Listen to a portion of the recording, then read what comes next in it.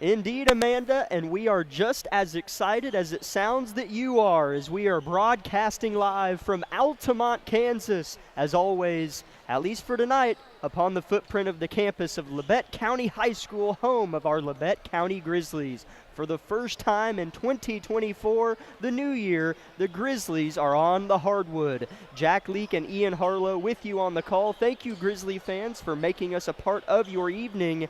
In what Ian will go ahead and jump into the Tank Connection pregame show here. There's no wading back into the swing of things after a couple weeks off from at least competitive play. It is a full cold plunge into the cold January waters as Labette County's playing host to two undefeated Fort Scott teams. Oh yeah, it's going to be a great night of basketball tonight, and coming off a tough loss against Chanute, which is very devastating going into break, but also can put a little fire under a team if coming off a loss to a team like that especially. And so hoping to get a redemption tonight against Fort Scott and looking to just keep staying hot on defense and everything else. So hopefully tonight the ball goes in the rim for us. As it's always interesting to take a gander or take a wonder at how these teams might look coming out of Christmas break. As typically, to be honest, in the past, it seems as if Christmas break has treated our programs pretty well, at least the boys' teams. As, you know, in recent history, some of our boys' teams will struggle early, and then once they kind of hit the new year and settle into conference play, they seem to play a little bit better. Girls, obviously, this season haven't struggled too mightily. They're 5-2 on the year, but as Ian alluded to, they are coming off of a loss at Chanute. That is their only SEK loss. They are at 2-1 inside the SEK, and Fort Scott is just at 2-0. So Fort Scott, this will be their third SEK league game, and it will be Labette County's fourth. So it'll even out later on. It's always kind of sloppy to start, but it's one game at a time. It's the first week of January. But Ian, it's interesting, as I was saying, to see how teams come out of the break, because Fort Scott's been playing really well. They're undefeated, and Labette County's coming off of a loss. So you almost hope that it helps the team that lost more so than the team that's undefeated, because their momentum was snapped by winter break for Fort Scott. Yeah, and we're not harping on that loss too much. We're just our team's still really great, but coming off a loss against a team like that definitely puts some motivation under you to come and get the next win against a team like this, who we've always go toe to toe with, and so tonight will be a really great game. And coming off of Christmas break, it sometimes teams start off slow, and sometimes they just start right where they left off. So hoping to see the team that started off like they did at the beginning of the season and just continue their great work they've been doing this whole entire season. As the Lady Grizzlies make their way back onto the court after a brief chat with their head coach Vollmer in the locker room, as they're putting up shots just below us. As if you're wondering if the angle's a little different on the live stream, if you're joining us on KLKC Sports on YouTube, you would be correct, as we are positioned much deeper in the corner of Harrison, on the south side of it, southeast corner of the gym, near the exit doors to our right. So the visiting radio crew of Fort Scott's where we would normally be, and we're to their right. So if you're thinking you're crazy, you're not. But yeah, Labette County against Fort Scott, we lost at their place by 11, 55-44. I remember that game was tight, and then it was just kind of one of those slow bleeds for our Grizzlies against a mighty fine Lady Tiger team as they return talent that we'll talk about in a moment. And then in the second week of February, when we took them on for the second time last year, they got us again, this time by 16. 48-32, Fort Scott Lady Tigers beat our Lady Grizzlies. So they're looking for redemption. The O'Brien girls have not beat Fort Scott.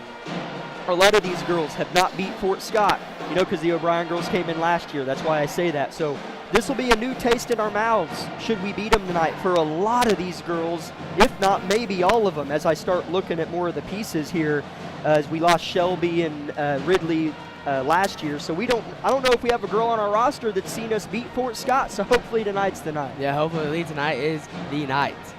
I don't think Landry's seen Fort Scott either. I mean, she may have been injured during that time. I'm not for sure, though. Don't mark my word on that. So maybe taste of new blood from Fort Scott against Landry O'Brien, as she has been the leading scorer for us and has been pretty good as well. That's a good point. This is the Tank Connection pregame show of Lady Grizzly basketball. First game of the new year, Fort Scott here in Altamont taking on our Grizzlies. We're going to take a glance back at December 19th. That's the last time that our Grizzlies played, when they played at Chanute, and our Lady Grizzlies fell 42-39. And then we are going to look at the Fort Scott Lady Tigers. So let's dive into it. Labette County 42-39. They lost at Chanute back on December 19th. Landry O'Brien had 13 and Nevaeh Jones had 13.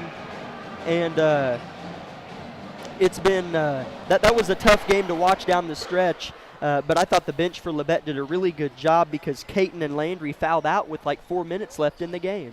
Yeah, definitely coming off the bench. We had a lot of key people step up for us on those clutch moments, and it was a great tight game throughout the whole entire time. And so just only losing by 3 with our top 2 players is pretty great for us. So hopefully tonight we can see them be a little more conscious of their fouls and not get too much foul trouble, because losing them did have a little bit of an effect on our outcome of that game. Yeah, and Nevaeh Jones has been on a scorcher. She's had 36 points in her last 2 games, 13 at Chanute and 23 at Parsons, as she's making threes in the far corner below us as we sit above the court as always. But she had 3 3-pointers in the game at Chanute, and she's been awesome on offense. Labette County really struggled with turnovers at Chanute, specifically early in the game, which allowed Chanute to stay within arm's reach at halftime. And then in the second half, you still figured Labette would pull away, but Chanute was able to break our press. That was the main thing. We benefit a lot, Ian, off of turning people over. And I think Peyton Shields is her name, the young lady who's the point guard for Chanute, did a nice job and made us play half court, which we didn't look like we like to do. I know we're capable of doing it. But Fort Scott has point guards, too, that can break our press. So we'll see how that area fares tonight. Yeah, we definitely, you said it at the Chanute game, whenever we do taste a little bit of blood from Chanute, or from the breaking the press, or if a team does break our press, then it starts to slow us down, and it feels like they're beating us every time. Instead, have a little bit of a different mind aspect to that, and think that you'll come away with the ball and you'll turn that over into points. Yeah. 1 minute until tip-off. National anthem will be momentarily. Starters take their shooting shirts off, and the PA announcer, Sean Price, reads the KSHA rules, regulations, and fan expectations as the American flag will soon-to-be make its way down from the top of the rafters in the historic gymnasium, and everyone inside of it rises to their feet for our nation's anthem. We do have starters in for both squads. It's a little bit hard to hear Coach Price down there, so we'll go ahead and just send it to break right now and come back with perhaps the ending of the anthem. Minute break on KLKC.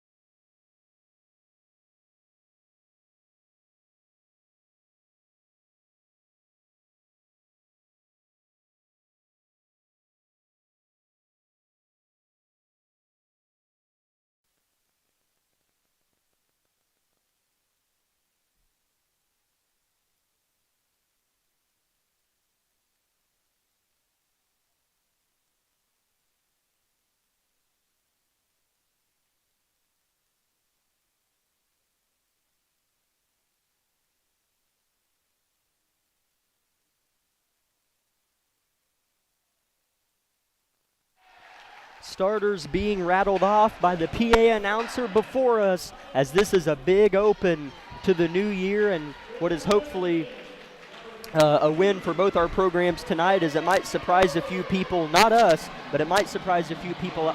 It might surprise some people out there should Labette County win this, either our girls or boys teams tonight. So let's take one from these Tigers here tonight. Starters for the road team, the visitors, Fort Scott Lady Tigers, coached by Pashone Steps. Number 2, a 5'6" sophomore, Abby Gorman. Number 5, a 5'6" senior, Raven Kegler. Number 10, a 5'6" junior, she's really good, Allie Brown. And number 22, talk about good, a 5'9" senior, Keegan Yarrick. And number 23, a 5'11" junior, Kylie Comstock. Starting for our Labette County Lady Grizzlies is going to be number 10, a 5'6" senior, Kaiten O'Brien. Number 11, a 5'7" senior, Nevaeh Jones. Number 22, a 5'5" senior, Addison Rexwinkle.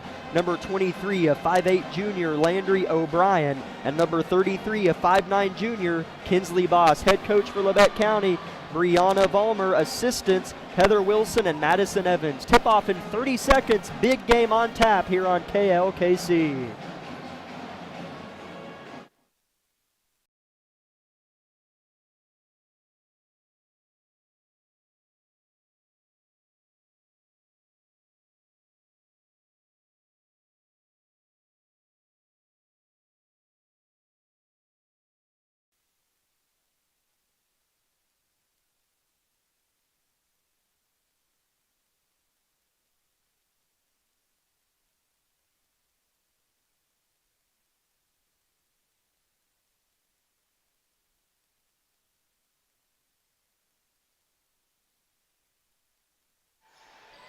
The Lady Grizzlies win the tip to begin play of the new year. Possession number 1 goes to the team in white, while Fort Scott's in their road reds. Landry O'Brien knocks down a 3 before I could finish my introduction, and what a way to start here tonight.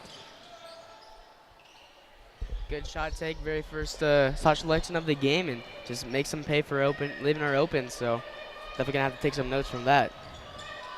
Brown, the shifty young point guard, been playing varsity since she was a freshman, calling for the ball, won't get it. Labette gets a steal. Kaiten O'Brien up ahead. Yarrick closes out, up under, and it's blocked from behind. Nice block by Comstock. Here comes Fort Scott. Brown up ahead. Landry on her hip, and that's a ticky-tack blocking foul called on Landry O'Brien. Yeah, definitely not a foul that anyone wants to draw right there. Just kind of on her hip and kind of staying with her to fit her player, and then kind of gets that foul call on her, and so just kind of learn from that. Ball goes into Yarrick, and she flips it up and is fouled, and will shoot 2. This Fort Scott team last season was oh so good, and they are again, of course. Coach Steps does a fabulous job, but they had a heartbreaker of a finish to their year last season as they got beat at the buzzer at home in the sub-state championship game. Wow. So, and a lot of these girls that really felt some of that pain return and get a chance to redeem what they feel like was theirs for the taking last year. Yarrick misses the first and makes the second. 3-1 our score just 60 seconds into the game. Definitely seems like they have a little fire under their feet, because, you know, losing that heartbreaker at sub-state is very, very sad. So starting out 6-0 looks like they want blood. This is indeed an undefeated Fort Scott team that looks as if they're in a bit of a 2-3 zone, maybe a bit of a 2-1-2 with Comstock popping at the elbow following Kinsley Boss. As it is a zone for Fort Scott, we'll see how we handle it. Jones with it right wing. Pump fakes, flips it opposite wing to Landry. Wants another 3 but pulls it down, loses it, trickles out of bounds, and it'll stay here with Labette County, who's working the floor left to right as we view the court. Fort Scott right to left as Aubrey Boss comes in for Kinsley Boss. Yeah, definitely seems like Fort Scott did some film, and seems like they knew that we kind of struggled a little bit against 2-3 and not so much man. So looking to see what Labette County can do, trying to break their 2-3 defense. Nevaeh drives and is forced to kick. They punch a hole in the zone to Boss. She flips it right back out to Rexwinkle. Addison in the corner has it poked out. Good hands by Kegler. Will stay with Labette County, however. Caton O'Brien inbounds near Fort Scott's cheer squad in the corner right below me. Throws it into Aubrey Boss. Brown switches off the screen onto Landry with it. Switches right to left. Jones, top of the key. Looks, finds Caton far corner. O'Brien, one-arm bounce pass. Labette County not sure how to approach this zone just yet. Nevaeh drives near travel, flips it up, and I think he's going to call it, and he does. Travel on Labette County. It was a really good take by Nevaeh there. Just kind of lost her footing a little bit and got that travel call on her. Yarrick has it, passed up ahead to Gorman. Gorman defended by Jones, hit hard by Caton O'Brien, and that's a personal foul on O'Brien. That will be her first. Nevaeh has one as well as Landry, if I'm not mistaken. That's 3 team fouls on Labette County with 5:50 left in the first quarter. Kegler left wing with Rex Winkle on her, given a couple feet of space. Top of the key, popping is Comstock. Brown wants a deep right wing 3, bricks it deep. Nice rebound by Yarrick, and she's fouled going up and will shoot 2 to try to tie the game. Yeah, just a little mistake there. Didn't box out their player. I'm not for sure who's on Yarrick, but just didn't box her out, and we made her pay. Her first is no good. She's 1 for 3 early on from the line, as Reagan Roberts and Kinsley Boss both check in for Caton O'Brien as well as Nevaeh Jones. Yarrick second, no good as well. Rebound fought for, tipped out by Yarrick, and it'll be Labette County ball. Keegan Yarrick 1 for 4 from the stripe, had a chance to tie the game there. Definitely would rather have that than her making some really amazing three-point shots or just making some shots for us to pay. So her going 1 for 4 at the line is definitely something we'll take. Landry drives hard, has it kind of blocked.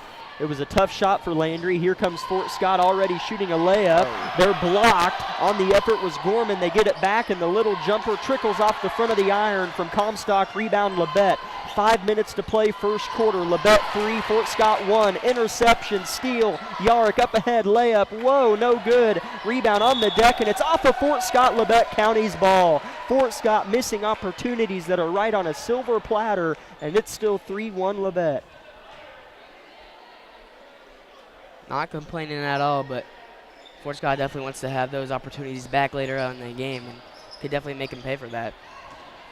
Labette pushing the pace. Fort Scott applying just a little bit of full court pressure, enough to make Labette move a little bit left to right. Here's a drive for Kinsley. Jump stop to Aubrey. Top of the key, Rexwinkle wants a 3, gets a 3. Addison Rexwinkle makes it 6-1, and Labette has 2 threes early. We definitely love shooting the ball, and if they're going to leave us open, we're going to take every shot we can get. Kegler in prison, finds Yarrick, short corner, good dump down. Comstock with an advantage, scores over Kinsley Boss. Yeah, they're definitely going to take that mismatch every night, so looking to see more of her later on in this game. Roberts with a tough pass. It's picked away. It was in the arms of Kinsley Boss, but not for a millisecond. Long pass. Comstock again underneath. Double team. Brown outlet. Jumper. No. Rebound Landry. She's got a few of those here early. And here comes Labette up 3, 4 minutes, first quarter. Boxing out is definitely something I heard over Christmas break that they did a lot of. So hoping to see more rebounds from offensive or defensive side. Landry wants a right wing 3, misses it. Would have been her second of the game. Yarrick with the board.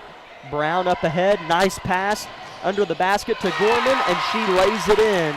That's what a good point guard does. Brown found Gorman open. Definitely need to take a little bit of a deep breath right here, get a good possession on offense, and try getting the momentum.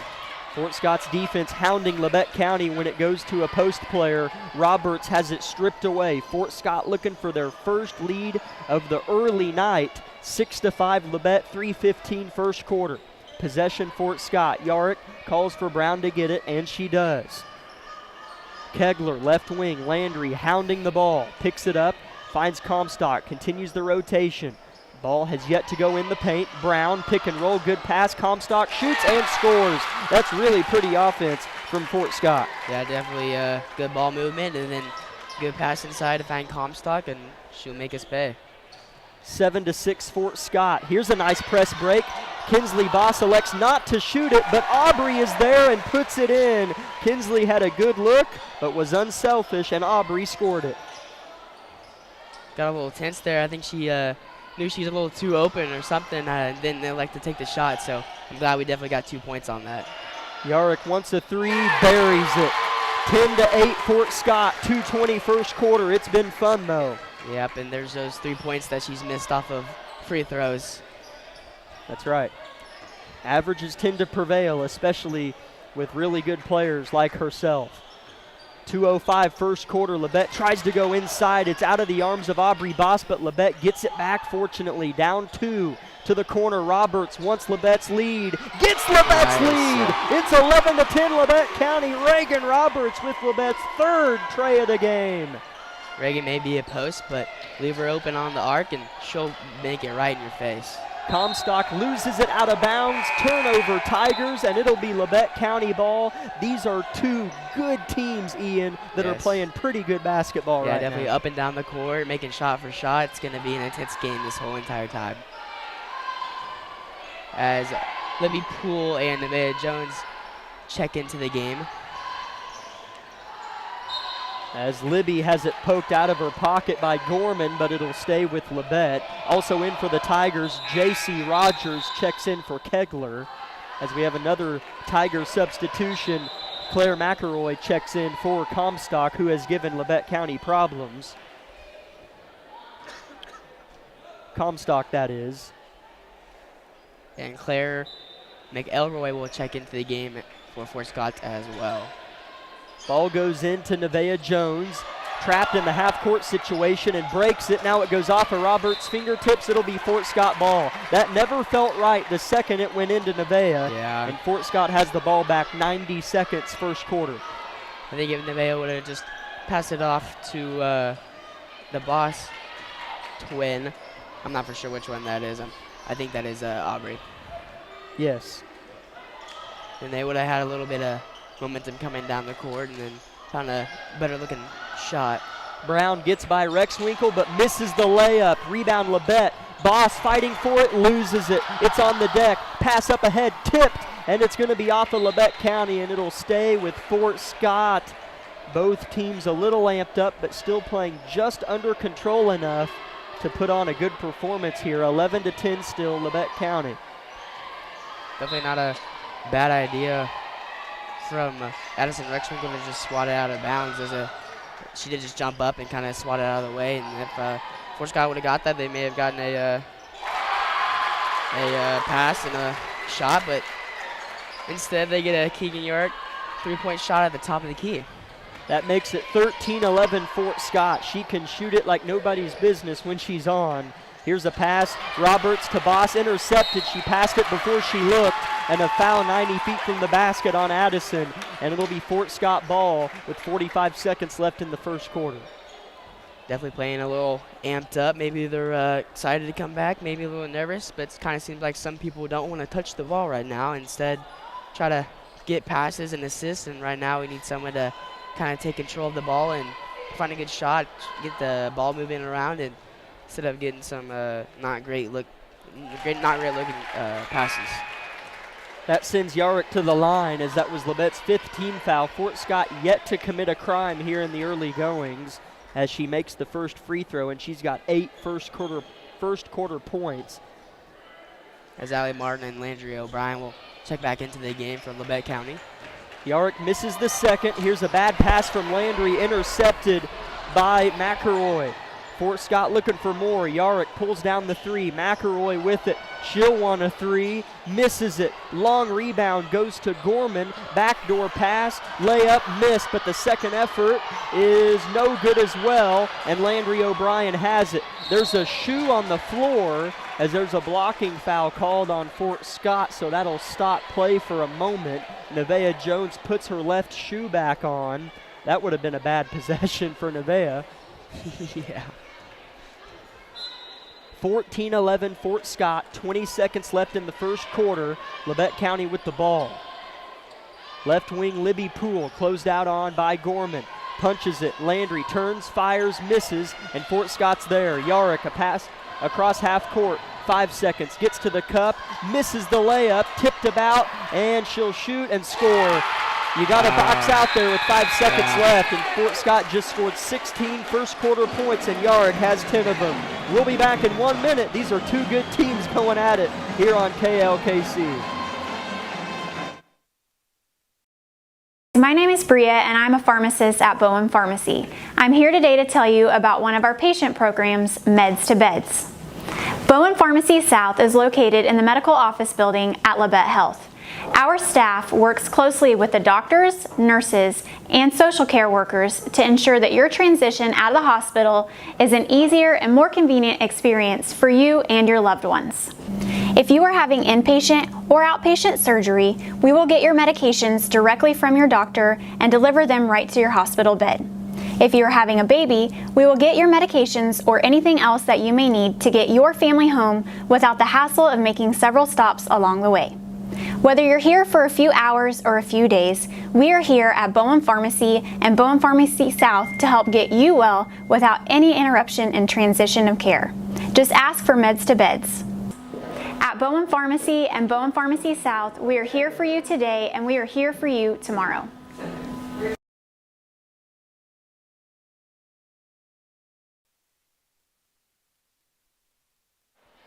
16-11, Fort Scott in front of our Lady Grizzlies, as Fort Scott will get the ball out of the break due to the possession arrows. So Fort Scott with the chance to score 4 or 5 points before Labette even gets to touch the ball.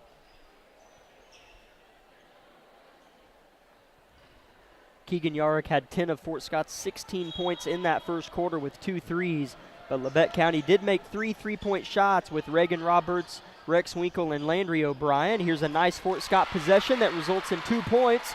As was that Yarick, or was that Aubrey Yarick or Keegan Yarick? That was Keegan. Okay. As two sisters on the court, Keegan and Aubrey Yarick, as Labette County gets down the floor in a hurry. Allie Martin in the game, as it'll be 2 shots coming for her. Other 4 on the floor are Landry O'Brien, Libby Poole, Addison Rex Winkle, and Nevaeh Jones. Allie's first free throw of 2 is on its way and good. As Aubrey will check in for Libby Poole.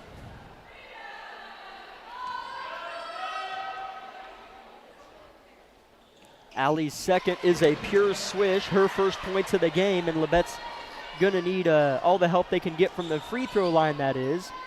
Fort Scott too good of a team to not take those opportunities. 18-13 the score, Fort Scott in front, 30 seconds into the second quarter. Yarick pulls down the 3-point shot, goes inside, and the turn, shoot, and score by Aubrey Yarick is good. Definitely good possession by Fort Scott there, just looking for an open person. Landry O'Brien wants a 3, hits the front of the rim, miss. Rebound Yarick. It's Keegan Yarick. Here's Comstock, left-hand layup is missed, and it's picked up by Allie Martin, who's double-teamed, and a foul's called on Fort Scott. Labette County fortunate, Comstock missed. Grizzlies have to defend the rim a little better. Yeah, definitely put a body in somebody or try taking a charge or something like that instead of letting up a wide-open layup and getting more points and more momentum for Fort Scott. So definitely looking for a way to get past that. Labette's inbounds pass is intercepted. Keegan Yarick misses the layup, though. Here's Kinsley Boss, full head of steam left to right. She traveled, but the ref maybe didn't see it.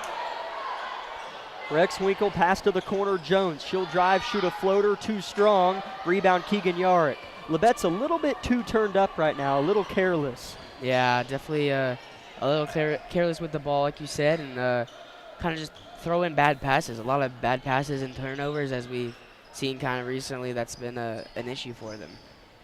Settling for shots a little bit offensively. Yarick with an open 3, bottoms. Wow. Fort Scott up by 10 with 6:20 left in the first half. Didn't seem like she can miss right now. Yeah, that's never a good sign. Kinsley Boss with it at the right elbow. Turn and kick to Landry. Top of the key, has it poked away. Fort Scott with it. Yarick off the pass from Brown. Wide open right-hand layup. Missed. She can hit a 30-foot shot all night but can't make a layup. Wow. And sometimes that's just how it goes. As draw the card. Rebound goes out off of Yarick as she can't believe her layup misses. Certainly that's uncharacteristic of her. Timeout, Coach Steps, but he has to be pleased though. Fort Scott by 10, back in 30 seconds. This is Lady Grizzly basketball. Everybody is different. Some get injured, while others simply wear down. Whether it's on the court, on the field, or at the gym, Labette Health's orthopedic and sports medicine team has the training and skill to repair, restore, and renew. We share the same goal, and together we'll write your comeback story. For more information about Southeast Kansas' leading orthopedic and sports medicine team, go to LavetteHealth.com.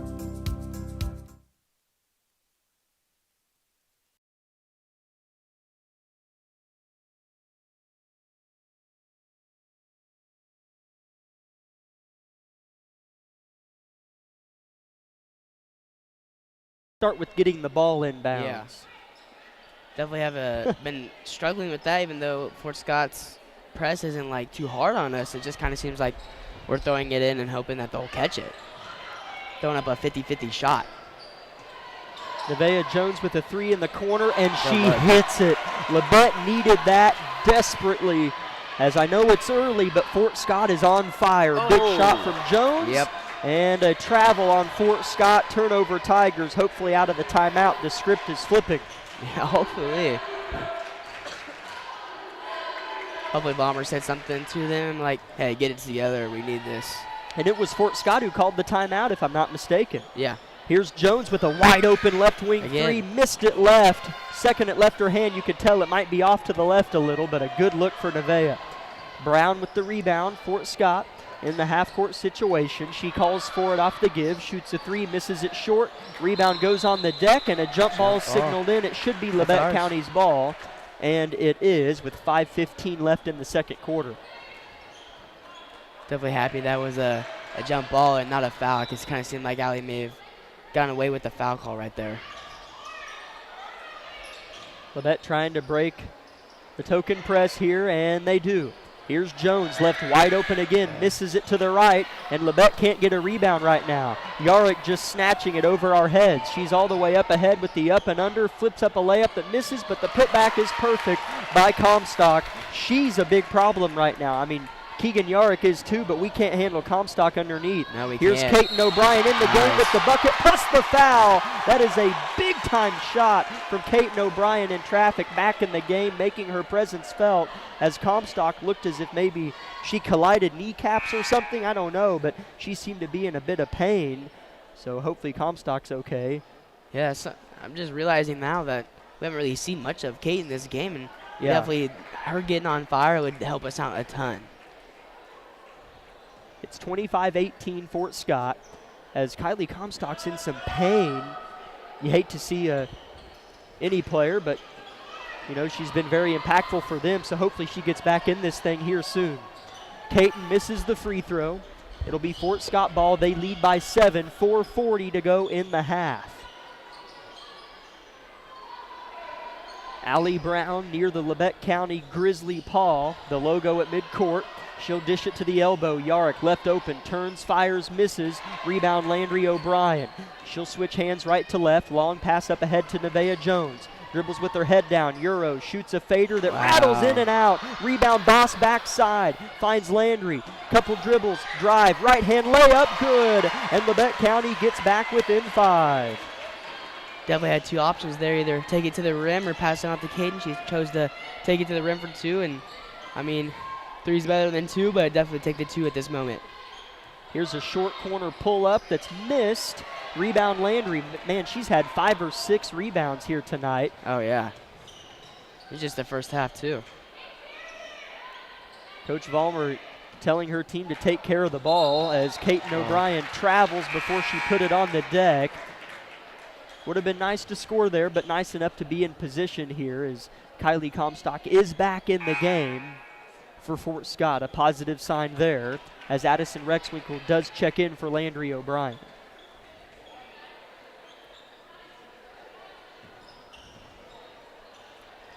Fort Scott throws over the head of the Grizzly D, and Aubrey Boss gambles here, and it pays off as she pokes it out of bounds off the entry feed to Comstock.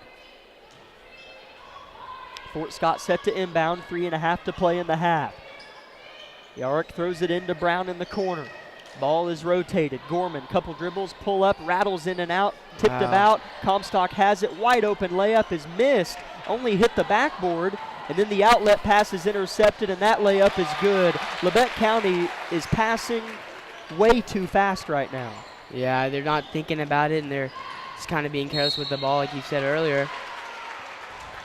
As J.C. Rogers on the bucket for Fort Scott, as they shouldn't have even had the ball there, not even close, but Labette threw it right to her, as we had, I think, the first foul of the game, or I'm sorry, Fort Scott didn't have a foul in the first quarter, and now they have 4 in the second quarter. Wow. So Labette maybe wants to attack a little here. We'll see.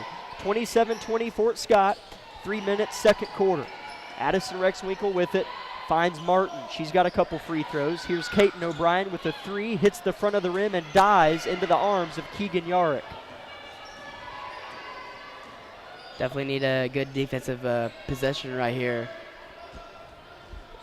Labette has shot more threes in the first half than maybe they have in any game this year. You know, usually we can make those time to time, and right now we just can't seem to find the bottom of the net. Keegan Yarrick does miss her first 3 of the game. Here comes Labette County. Jones with a little scoop, hits the bottom of the backboard, rebound Fort Scott. These are really short possessions for Labette offensively. Yeah, not a lot of ball movement or not great shots either, so hopefully this last 2 minutes they can find something to work for them. As Fort Scott drills a 3-point shot. I think it was Allie Brown that made it. Yes, it is number 10. I was looking more at Addison Rexwinkle, who hit the deck and seemed to be in some pain. She'll trot off the court. Seems to be all right. But Labette County, in the blink of an eye, things feel weird right now. They're down by 10 with 2 minutes left in the half, and they just don't seem to be in a rhythm that they want to be in. Yeah. Here's a nice pass, though, to Allie Martin. And a little bit of a congested floor there as Aubrey Boss was right by her. Here's a missed shot, Fort Scott the other way. Yeah, you're kind of right. It feels like not the same Labette County team that we've been seeing. Something feels a little off right now. Yarrick misses a jumper, though. Labette's defensive rebounding has been pretty good. Yeah. Just a lot of maybe ill-advised passes and shots, but again, this is an outstanding Fort Scott team, arguably the best in the league without question. So Labette needs to hang around and then take it from them late in the game. Minute 20 first half. There's just finally a long possession. I could kind of say a few things as Coach Vollmer elects to call a timeout. We'll keep it here and thank Labette Community College, Forbes Hoffman Funeral Homes, Clemens Insurance Agency, Labette Health, Woodworth Enterprises, Carson Wall Funeral Homes, Commercial Bank, Eye Care Associates of Parsons, Labette Bank, the Bartlett Co-op, Labette Center for Mental Health Services, and SEK Orthopedics, Doctors Mosier and Meister. Ian, Labette County down by 10, a minute 18 left in the first half. You know, my theology is don't let Fort Scott score before half, and then if you score twice, you're within 6. Oh, yeah, easily. Easy enough, right? Yeah, you say that, but it's a lot harder than it feels like. You know, you yell at them from the audience, you're like, hey, come on, score the ball. But it's so much harder in the game, yeah. Absolutely. As Labette County will inbound under their own rim, kinda, sorta, as Landry O'Brien slaps the ball and awaits someone to pop free. She throws it in, and Yarrick's going to easily get under that one. As Fort Scott up ahead, misses another layup, tipped about. Nevaeh Jones has it and has to save it inbounds, and it goes to Gorman. Fort Scott has been the recipient of a lot of poor Labette County passes, and I'm sure they're thankful for that. Yeah, it just kind of feels like we're giving them a free cookie right now. Yarrick with a 3 in the corner, misses it. That would have taken it to a 13-point lead. Nevaeh Jones with a rebound. Definitely looking for those points right here to get us down a little less. Landry with an entry pass too high for Aubrey Boss, intercepted. Fort Scott with the ball again. Brown taking her time. We'll see if they even let Labette get the ball back. She's taking her time. It's still Allie Brown with the ball. Kinsley Boss comes out on her a little bit more. 20 seconds just over left in the second quarter.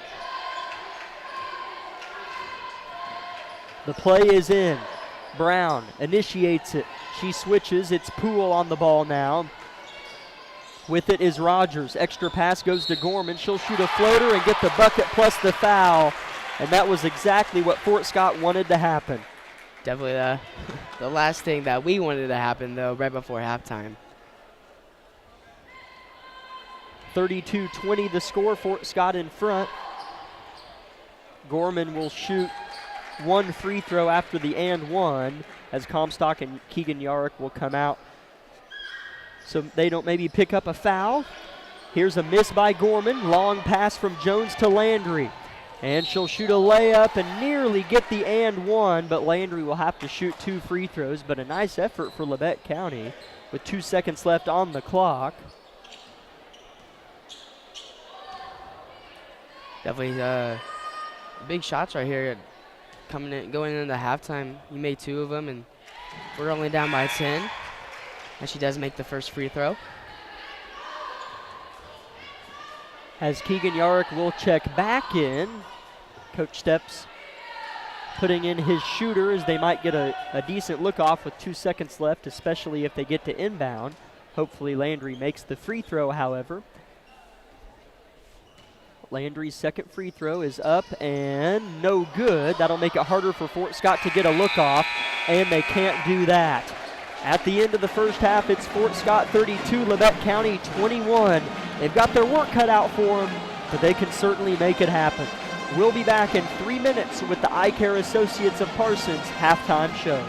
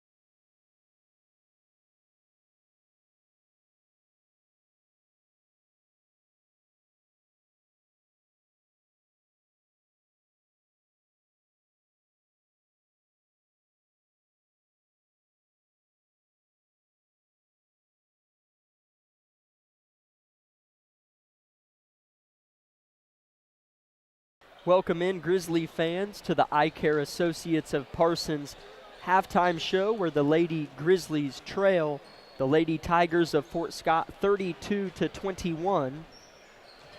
Jack Leake and Ian Harlow with you on the call.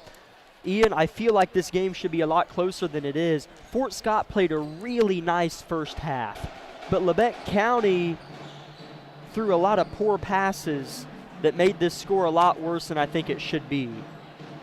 Definitely a lot of poor passes, like you said, a lot of turnovers, and not great ball possessions that we've had.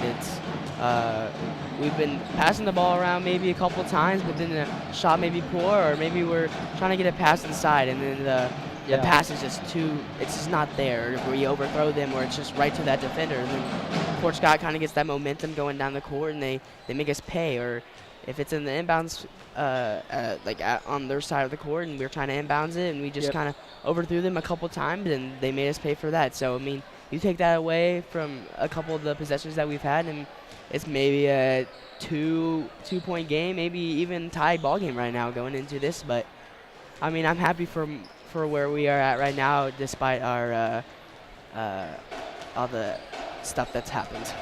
As Labette County only had 7 field goals in that first half, and Fort Scott had 7 field goals in that second quarter alone. Keegan Yarrick was huge for them. She got on a stretch that Labette County couldn't quite overcome. She doesn't need a lot of room to shoot, so that makes it a little harder to defend, especially off of ball screens and pick and pops, where she hit a couple, or at least I know one, from the top of the key. So Labette County, obviously you know that she's a big part of the scouting report coming into the game, but whenever you actually start playing is whenever you realize how hard it can be to defend all the time such a good player like herself. But yeah, Labette County, in terms of scoring for themselves individually, Landry O'Brien has 6. Addison Rexwinkle, Nevaeh Jones, Reagan Roberts each have 3 coming off of a three-pointer. Kaiten O'Brien has 2, Allie Martin has 2, and Aubrey Boss has 2. As I thought, at least, there's 7 different scorers for Labette County in that first half alone, Ian. But hopefully somebody or a couple of these girls push ahead to that 15-point margin and take the lead here in the second half. Yeah, definitely our big scorers haven't been doing much for our team. But, I mean, Landry hit that opening 3-point shot, and then she had a couple points here and there. But then, we talk about Kaiten all the time, but she hasn't done much this game either. And Nevaeh had that big 3, but we're still looking for them to come off of this cold over the Christmas break and start heating up. So, hopefully second half comes around and they come out of their shell a little bit more and start scoring the ball, being a little bit more aggressive to the basket with it, and get past Fort Scott's really good 2-3 defense that's been giving us a hard time. And it has. It's made Labette County, I think, do exactly what Coach Steps wanted, and that is force us to shoot threes, because we've had so many fast possessions. We'll kind of settle, but I still admire our will and even ability to still find ways to the rim. Labette County loves to play downhill, even in half-court situations. They're thinking, okay, how can I get to the rim? And even with the stuffed 2-3 zone in the paint, we've still found ways to get to the rim and finish a couple times and miss a couple times. So we'll see what pivots Coach Vollmer makes, if any. We'll see if she thinks maybe what we did in the first half will work in the second. So as they make their way back on the court, individual scoring totals for Fort Scott. Keegan Yarrick had 15 of the team's 32. Comstock had 6.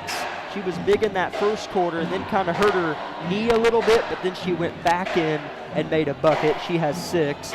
Gorman has 4. Brown with just 1 3-point basket. Aubrey Yarrick with 2, and Rogers with 2. Fort Scott had 16 points in each of the first 2 quarters. Labette County had 11 in the first quarter and 10 in the second quarter. Again, your halftime score, Fort Scott 32, Labette County 21. This is the Eye Care Associates of Parsons halftime show. Back in 1 minute with the rest on KLKC Parsons.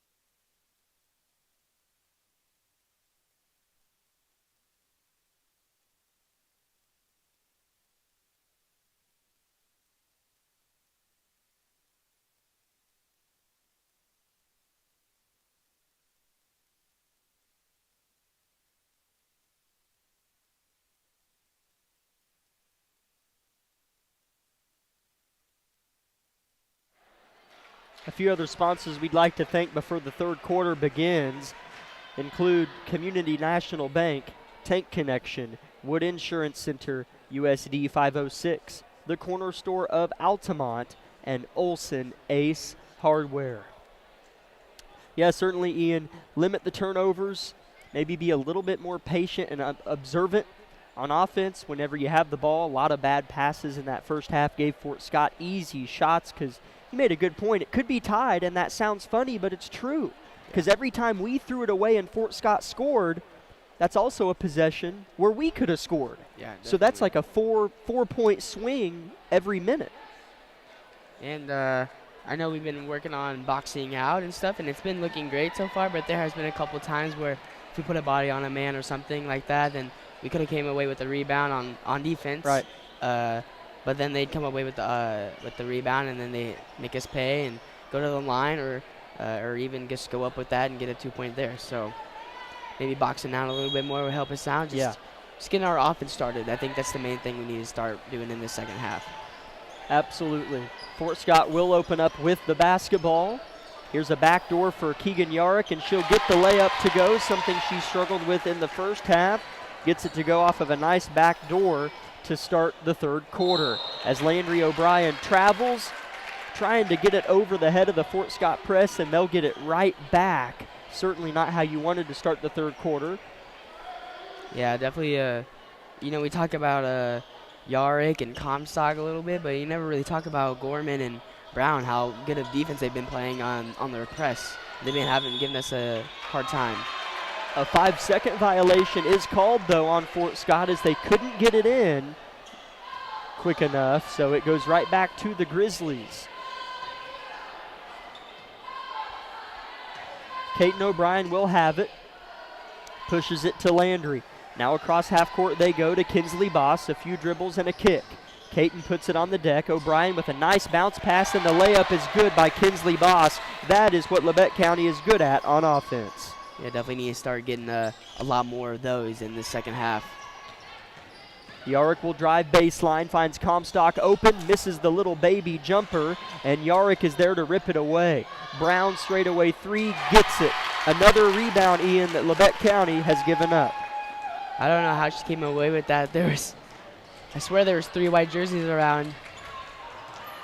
Fort Scott will get the ball back after a steal on the other end of the floor. And then a couple whistles. It's probably going to end up being a foul on Labette County. Oh, they're calling a travel. Wow. They're calling a travel on Fort Scott. As I thought I saw the ref on the top go, was that a foul? But maybe the ref on the near side overruled. Here's Kinsley inside with a turn and kick. Addison wants a three, gets a three. And Labette County hanging around, still down 11. Definitely a big time shot that we've needed in this game. Keegan Yarrick off a screen, lets it rip, misses it deep, and Addison Rexwinkle is there with the rebound. She'll push it ahead, and it's out of bounds off of Keegan Yarrick. She ran into Coach Vollmer, comes up smiling, as that's another just, why throw it? I know Labette County likes to push like that, but yeah, Fort Scott's sitting in those passing lanes. We love pushing the pace, but sometimes you need to just calm down. When someone's pushing the pace with you, you need to calm down and try doing something as it is Fort Scott's ball. Wow. I didn't realize that was called off of Labette County. So another pass resulting in a turnover. Maybe a hit off Nevaeh. I couldn't really tell. 37-26 Fort Scott, 6:15 third quarter. Keegan Yarrick switches right to left, kick to Gorman. She'll pound it, hit the paint, kick it. Brown wants her second three of the half, misses it short, and Gorman not boxed out. It goes off her leg, and it'll be Labette County ball as Gorman had every right to that rebound. But Labette County feisty enough to make it go off of her leg, and here come the Lady Grizzlies. Nevaeh Jones across half court, already in the paint, swerving, shooting, missing. Rebound Comstock. That almost fell down for Nevaeh Jones. Definitely not a bad look by Nevaeh. Did drive to the rim and try getting a shot up and just unfortunately didn't make it. Allie Brown, uncontested drive, gets a floater to go on this end, and then a foul immediately after on Landry's attempted press breaker. And that'll go on Fort Scott. That's the first foul of the third quarter. And the second on Claire McElroy, as Kegler will check out for Fort Scott. At least that shouldn't have been on McElroy. She's not in the game. Okay, they changed it. It's on Abby Gorman. As here's a near steal, as Fort Scott does steal it. Here's Brown with it. Yarick, really good defender as well. Yeah, Fort Scott's defense been giving us a very hard time tonight. Brown comes to collect the ball. Allie Brown and Keegan Yarick, one of the better 1-2 punches in the SEK, as Yarick pitches it out of bounds. Not ready for the basketball was J.C. Rogers. Labette with another crack at it here with 5:07 left in the third quarter.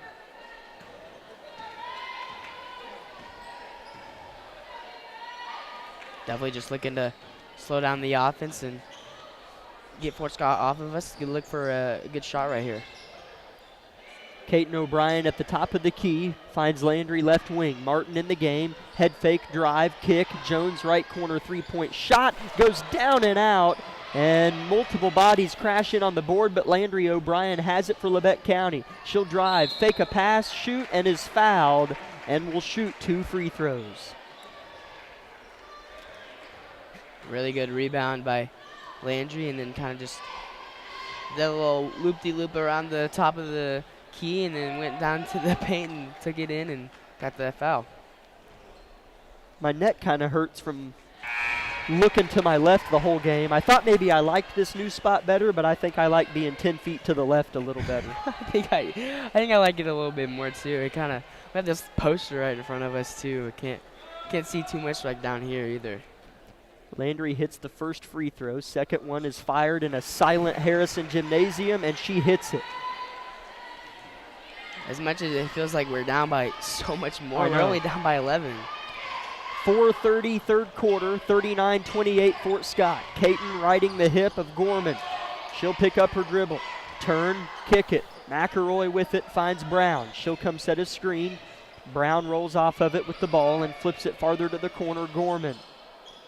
Yarick playing off the ball, defended by Nevaeh Jones. Here's an entry pass, tipped, intercepted. There you go. Labette hasn't had a good steal in a while. Caton O'Brien, full steam, pulls up. Awkward floaters airballed, and then it's saved off of Yarick by Aubrey Boss. A nice heads-up play by Aubrey, and it'll stay with the Lady Grizzlies. Really good heads-up play by Aubrey, or Kinsley Boss there. Ball goes into Martin.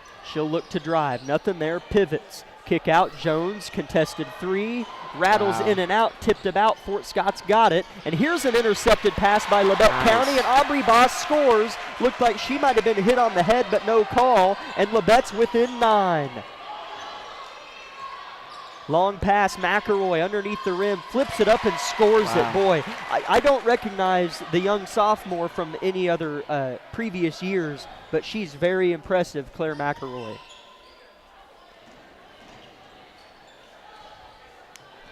Labette County was within single digits. Here's a tough shot by Aubrey Boss, misses it deep, and Fort Scott threatens again. Comstock up ahead off the long pass, misses the layup.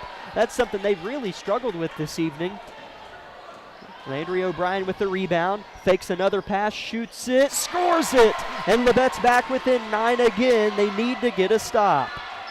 Yeah, really good take to the rim by Landry there. Landry O'Brien, the first player for Labette in double figures. She's at 10. Caton hounding the ball. Brown beyond the arc, defended by Landry. Comstock playing beyond the paint. Right wing, they're looking for Keegan Yarick as Brown hits the deck. Yarick pulls up from deep, hits it. Wow. Wow. Oh, my. Nothing you can do about that. Good defense, just she has a better shot. A dozen is the Fort Scott lead. Landry trying to drive, flips it, interception. McElroy with the pick, as Nevaeh nearly had another steal on Brown, but she maintains. Gorman wants a three, and it is contagious, and they have one of their largest leads, if not the largest of the game, after Labette cut it to 9. It's up to 15 now. Just not good passes and not boxing out. kind of what happens when none of those things are happening for your team, and the score's telling this story. It's a full timeout from Coach Vollmer. If you heard the whistle in the background, Labette down 15. They had just cut it to 9, though. We're back in 1 minute. This is Lady Grizzly basketball. My name is Bria, and I'm a pharmacist at Bowen Pharmacy. I'm here today to tell you about one of our patient programs, Meds to Beds. Bowen Pharmacy South is located in the medical office building at Labette Health. Our staff works closely with the doctors, nurses, and social care workers to ensure that your transition out of the hospital is an easier and more convenient experience for you and your loved ones. If you are having inpatient or outpatient surgery, we will get your medications directly from your doctor and deliver them right to your hospital bed. If you are having a baby, we will get your medications or anything else that you may need to get your family home without the hassle of making several stops along the way. Whether you're here for a few hours or a few days, we are here at Bowen Pharmacy and Bowen Pharmacy South to help get you well without any interruption in transition of care. Just ask for Meds to Beds. At Bowen Pharmacy and Bowen Pharmacy South, we are here for you today and we are here for you tomorrow.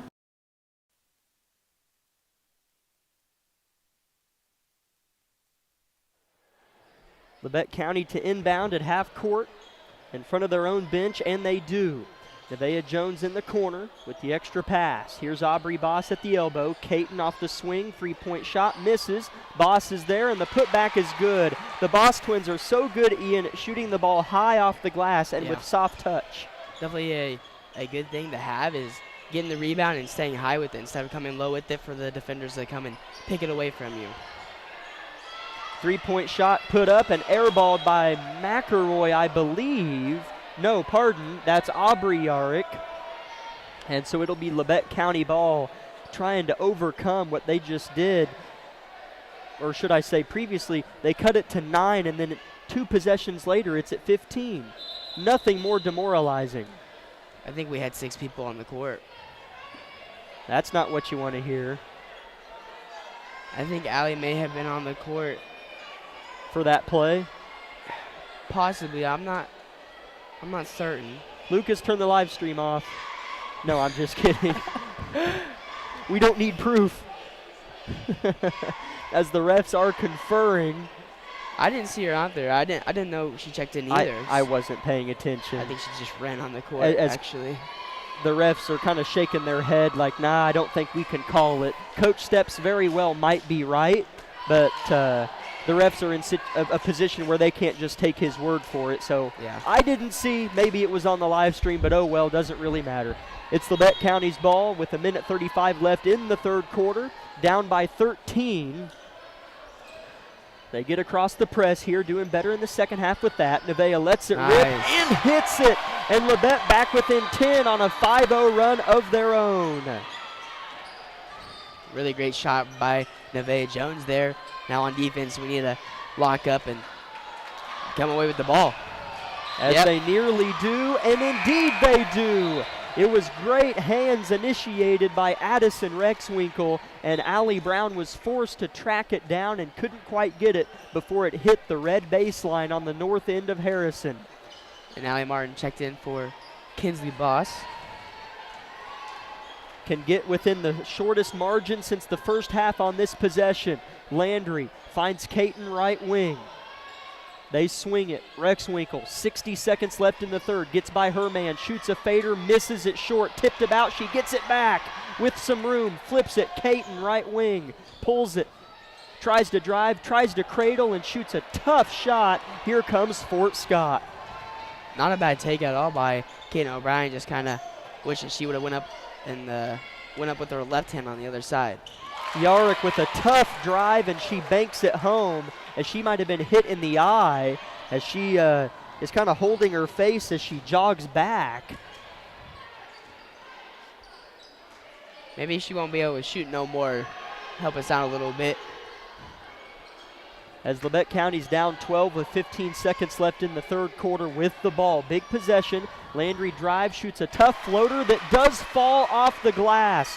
One more stop here. Landry O'Brien's up to 12 points. Brown with it, 2 seconds to Comstock. Hoist Air ball tipped out, and there's the buzzer as Labette County did their job. They outscored Fort Scott in that third quarter and are within 10 going into the final stanza. Back in 1 minute, could be a good finish here on KLKC. My name is Bria and I'm a pharmacist at Bowen Pharmacy. I'm here today to tell you about one of our patient programs, Meds to Beds. Bowen Pharmacy South is located in the medical office building at Labette Health. Our staff works closely with the doctors, nurses, and social care workers to ensure that your transition out of the hospital is an easier and more convenient experience for you and your loved ones. If you are having inpatient or outpatient surgery, we will get your medications directly from your doctor and deliver them right to your hospital bed. If you are having a baby, we will get your medications or anything else that you may need to get your family home without the hassle of making several stops along the way. Whether you're here for a few hours or a few days, we are here at Bowen Pharmacy and Bowen Pharmacy South to help get you well without any interruption in transition of care. Just ask for Meds to Beds. At Bowen Pharmacy and Bowen Pharmacy South, we are here for you today and we are here for you tomorrow.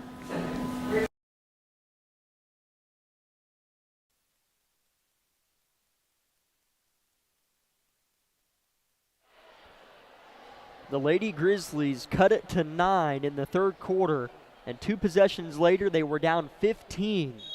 And what does a good team do? They respond with a 5-0 run, or should I say 7-2 run, to close the third quarter to make it a 10-point game. Here we go. Labette County with the basketball with the possession arrow in their favor. Rexwinkle with a drive. Here's a kick. Caton to drive, shoots a fading floater, misses, tipped about, and Rexwinkle, or I'm sorry, that's Allie Martin in there on the effort with Comstock, and a jump ball is called, and it'll favor Fort Scott. Labette with the chance to get as close as they've been since the second quarter on that possession. Definitely going in this second half with a little bit more of a spark coming off that last little bit of the third quarter, so hopefully we get something going on offense and our defense step up for us a little bit more. Rexwinkle fighting for the basketball, nearly gets it. It was Rogers with it. She'll dish it off to Brown. Landry with good defense on the smaller point guard, and she gets one of the best and ones I've seen of the season, as I didn't even think she was facing the basketball goal. And I look up and the ball's going through the rim as the ref signals and one. Anytime Labette threatens to have momentum, Fort Scott snuffs it out. Yeah. Definitely a good drive and just a way more impressive shot by Brown there. That was incredible. It was something. She hits the free throw. Fort Scott up by 13. 7:10 to go in the game. Landry drives, shoots a floater, and it falls. Landry O'Brien has done what we talked about in the halftime show, and she's really taken over. Definitely need to spread that across the whole entire team and have everybody else start contributing to this scoring as well. She's got 14 as Comstock gets the rebound off the missed three from Gorman and is fouled. And Kylie Comstock will shoot 2 free throws. It'll be her first trip to the line, and she's yet to score in the second half. Definitely, you can definitely tell it has helped us out a little bit, so let's hope not in this fourth quarter she starts contributing to their team. She hits the first free throw, one more to come for the junior.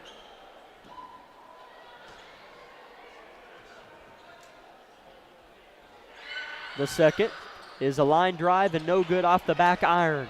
Labette still down just 12. Pass up ahead, intercepted by Gorman. Trying to get in front of her is O'Brien, and she'll travel, I believe. Turnover Fort Scott. Labette County with another turnover, though. Definitely a good thing that she got that travel there, or she would have definitely made that layup and then make it a 14-point Fort Scott lead. Labette County, certainly catches a break there. 6:30 left in the contest.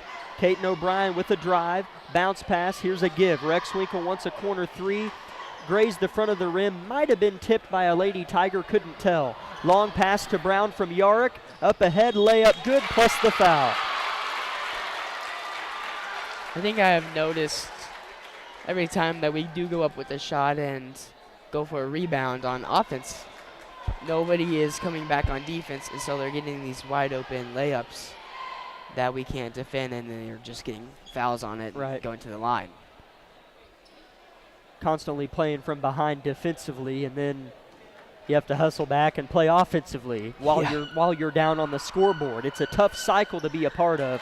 Brown makes the and one free throw as timeout Coach Vollmer, I believe, as Labette County's back down 15 with 6:12 to go. They've showed a lot of heart and a lot of fight.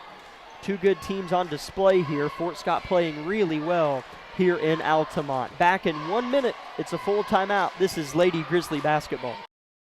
With many years of combined experience, Eye Care Associates of Parsons has set the framework in providing comprehensive eye health examinations for all ages and routine vision care for families throughout the four-state area. Our optometrists and staff provide remarkable care with state-of-the-art technology to help with diagnosis and management of eye health conditions. Give us a call or visit our website to schedule your next eye exam. Eye Care Associates of Parsons. Experience modern eye care. Everybody is different. Some get injured, while others simply wear down. Whether it's on the court, on the field, or at the gym, Labette Health's orthopedic and sports medicine team has the training and skill to repair, restore, and renew. We share the same goal, and together we'll write your comeback story. For more information about Southeast Kansas' leading orthopedic and sports medicine team, go to labettehealth.com.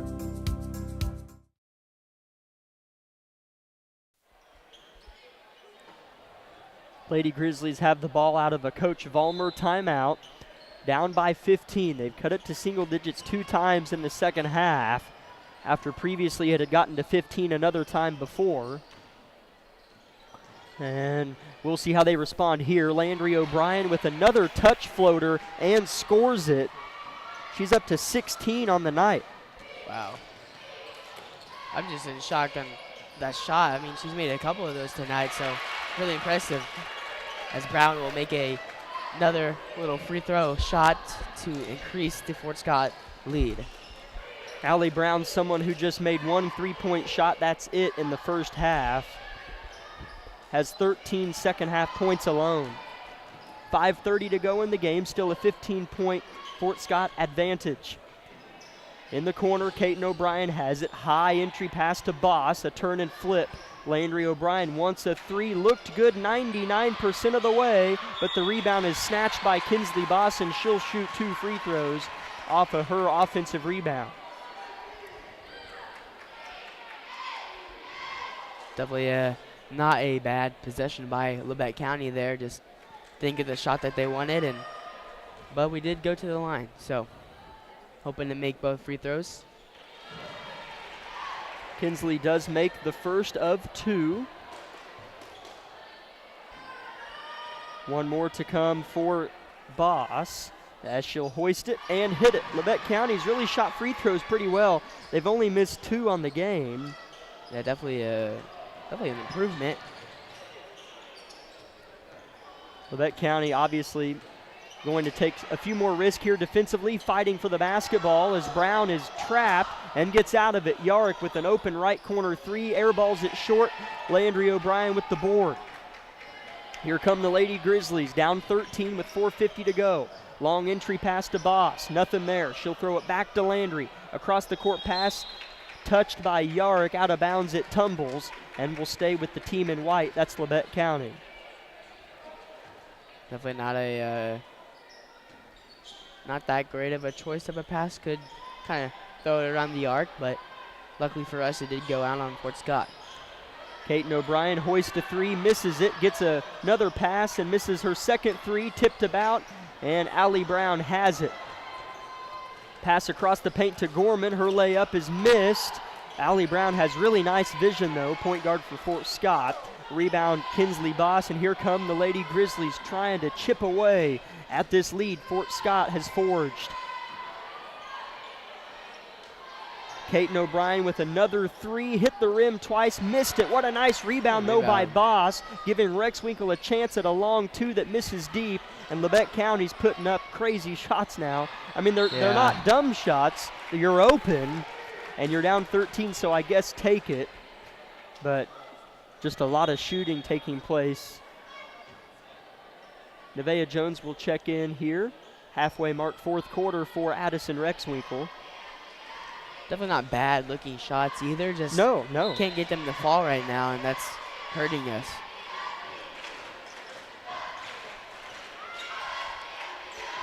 (58-45), Fort Scott in front with the lead and the ball. Brown with another pull-up, and you can book that all day. She buries it from just beyond the free throw line. I don't think she's missed one mid-range shot. I swear she's made Yeah. every single one. Floater from Kaiten O'Brien hits the front of the rim and goes to Fort Scott. It's Keegan Yarrick with it. Long pass on the money, but Comstock can't handle it, and it's ripped away. Landry O'Brien with the effort, and Kinsley Boss heaves it ahead to Kaiten O'Brien. It's a one-on-one, but she traveled prior to dribbling. Crazy sequence here in Harrison, and it'll end in a Fort Scott possession.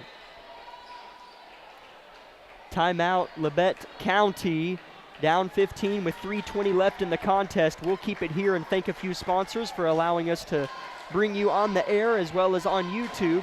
Labette County Basketball, Labette Community College, Forbes Hoffman Funeral Homes, Clemens Insurance Agency, Labette Health, Woodworth Enterprises, Carson Wall Funeral Homes, Commercial Bank, Eye Care Associates of Parsons, Labette Bank, the Bartlett Co-op, Labette Center for Mental Health Services, and SEK Orthopedics, Doctors Mosier and Meister. Ian, Labette County responded in spurts, but Fort Scott, really good team, has been able to benefit off turnovers and just hit shots and keep distance. Haven't really found a answer for the Fort Scott team on offense, so hoping not bad shot selections that we've been taking, but nothing has been falling. But also there has been some bad shot selections, so hopefully this last 3 minutes and 30 seconds we can find something to start going for this offense and get something working for us, because nothing right now has been falling for us, so looking for something. Labette County opened the game pretty hot from three as it was a shootout there early in the game. But Fort Scott has prevailed in the three-point shooting contest. I don't know how many they've made exactly, but my point is they've almost willed Labette County to shoot threes with the 2-3 zone they've ran. And even though Labette County has hit a few threes, they've shot the ball fairly well from beyond the arc. It has leaned in Fort Scott's favor, has the game script, as Allie Brown is fouled off the inbound, and she'll shoot her first free throw and hit it. Reagan Roberts will check in for Kinsley Boss.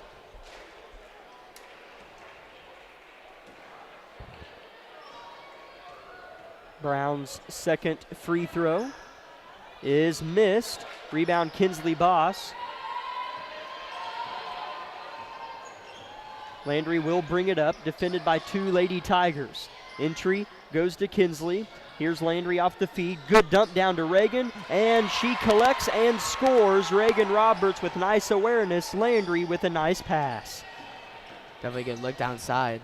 As Yarrick gets ahead of Labette County's defense, as you alluded to earlier, but misses the lay-in, and Labette County comes away with the rebound. Kaiten, scrapped at from all angles, gets around the red jerseys, puts up a floater that misses, and a jump ball's whistled in off the board. Kinsley Boss in on the effort. It will stay with the Lady Grizzlies, down 14 with 2:44 left in the game. We are definitely playing Fort Scott's ball right now as we just keep continuing pushing the pace, and they know that we haven't been able to do anything against that. Nevaeh Jones called for a travel. Labette County's been a little bit prone to that throughout the course of the season, as those happy feet travels. 61-47 again is your score. Fort Scott with the ball as Yarrick elects to pull the three-point shot down and pass it into Comstock, who turns, shoots, and misses. Fort Scott still trying to add to that lead. not reluctant to put up a shot early in their possessions. Landry on a good night puts up a corner three that rattles in and out. Shook the rim, hit the backboard, and then just didn't go down. Very heartbreaking, as we've had a couple of those tonight, actually. Good effort from all players on the floor, as they're going to say it's off of Allie Brown. It'll be Labette County ball. Caton O'Brien on the initial swipe, and Landry hit the deck hard. Show me a team that plays harder than the Lady Grizzlies. Addison Rexwinkle checks in for Kinsley Boss.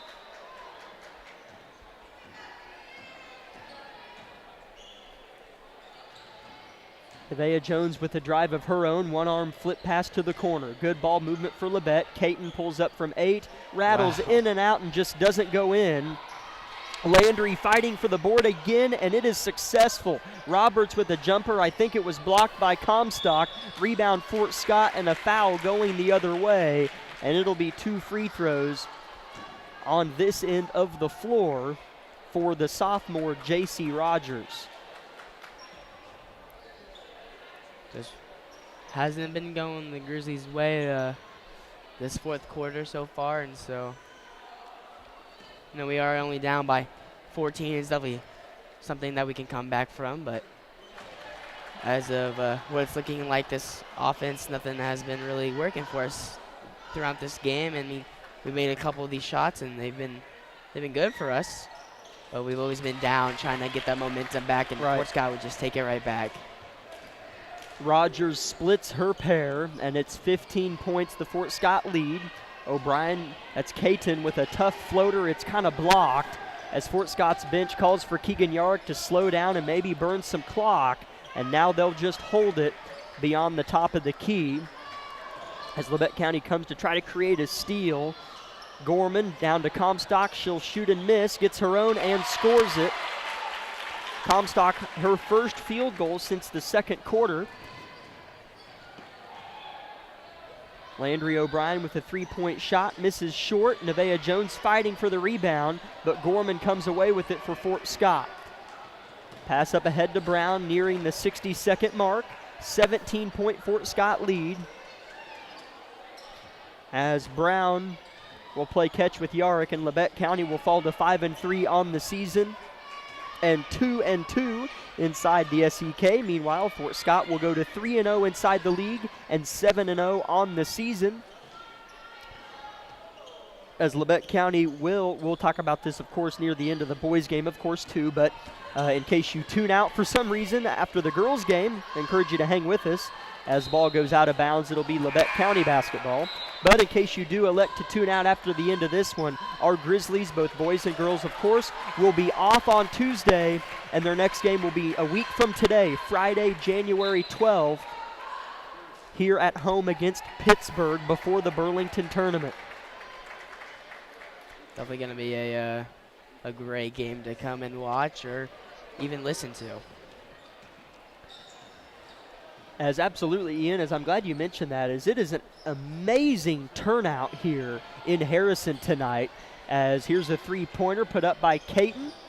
It will be no good. The rebound is being fought for. Kinsley Boss, really aggressive underneath on both ends of the floor. A jump ball will result in Fort Scott possession, as I would presume that they might just burn out some clock. But yeah, a really good turnout here in Harrison. The seats with no backs, the old-fashioned bleachers, the wooden bleachers across from us, are decently filled in, maybe 60%. And then over here where the new chair backs are, the red plastic chair back seats, that's more maybe 85, 90% yes. filled in. A lot of people like the back on the seat. Heck, I would too, as old as my body is. But as Fort Scott will elect to dribble it out, so a lot of fans coming in over winter break. A lot of ex-players have made their presence felt here tonight supporting their Grizzlies. Your final score of the ladies' game, 64-47. Fort Scott defeats the Lady Grizzlies. And we'll hang around for just a moment and see how much time they put on the clock, because I do need a break. So we'll see if they put 15 minutes up there or whatnot, Amanda, and I'll let you know how long of a break I elect to take. as it looks like they're going to put 20 minutes on the board. So let's start with a 4-minute break and come back with the Bowen Pharmacy post-game show of Lady Grizzly basketball.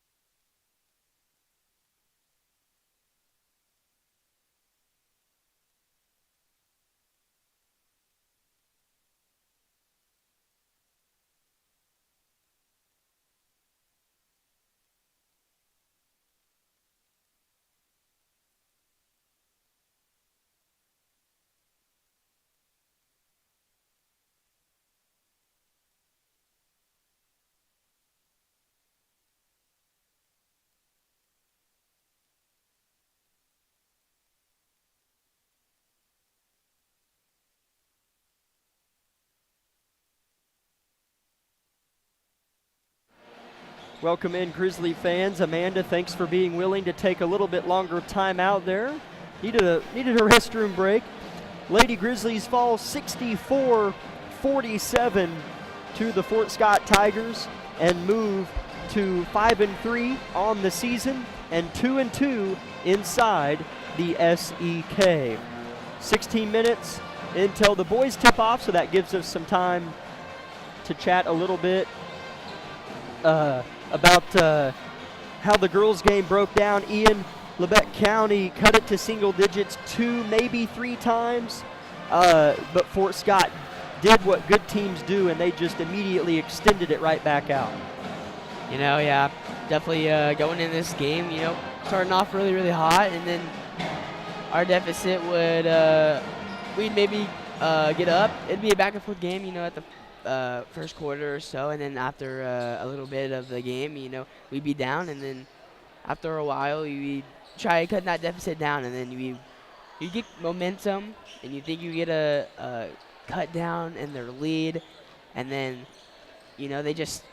they come away with big-time shots, Uric and Comstock, and then even Allie Brown in the final fourth quarter where she hit those big mid-range shots, and they were just deficited.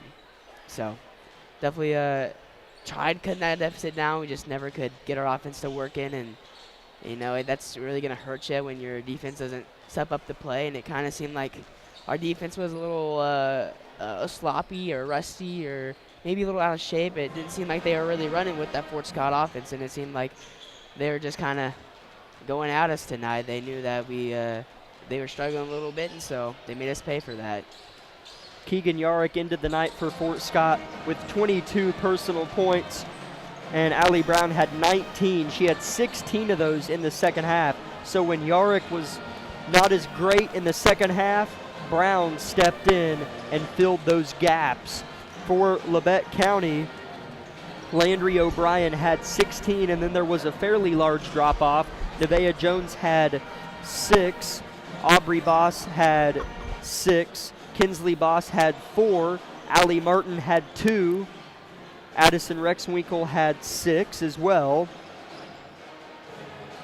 Reagan Roberts had 5, and Kaiten O'Brien had just 2.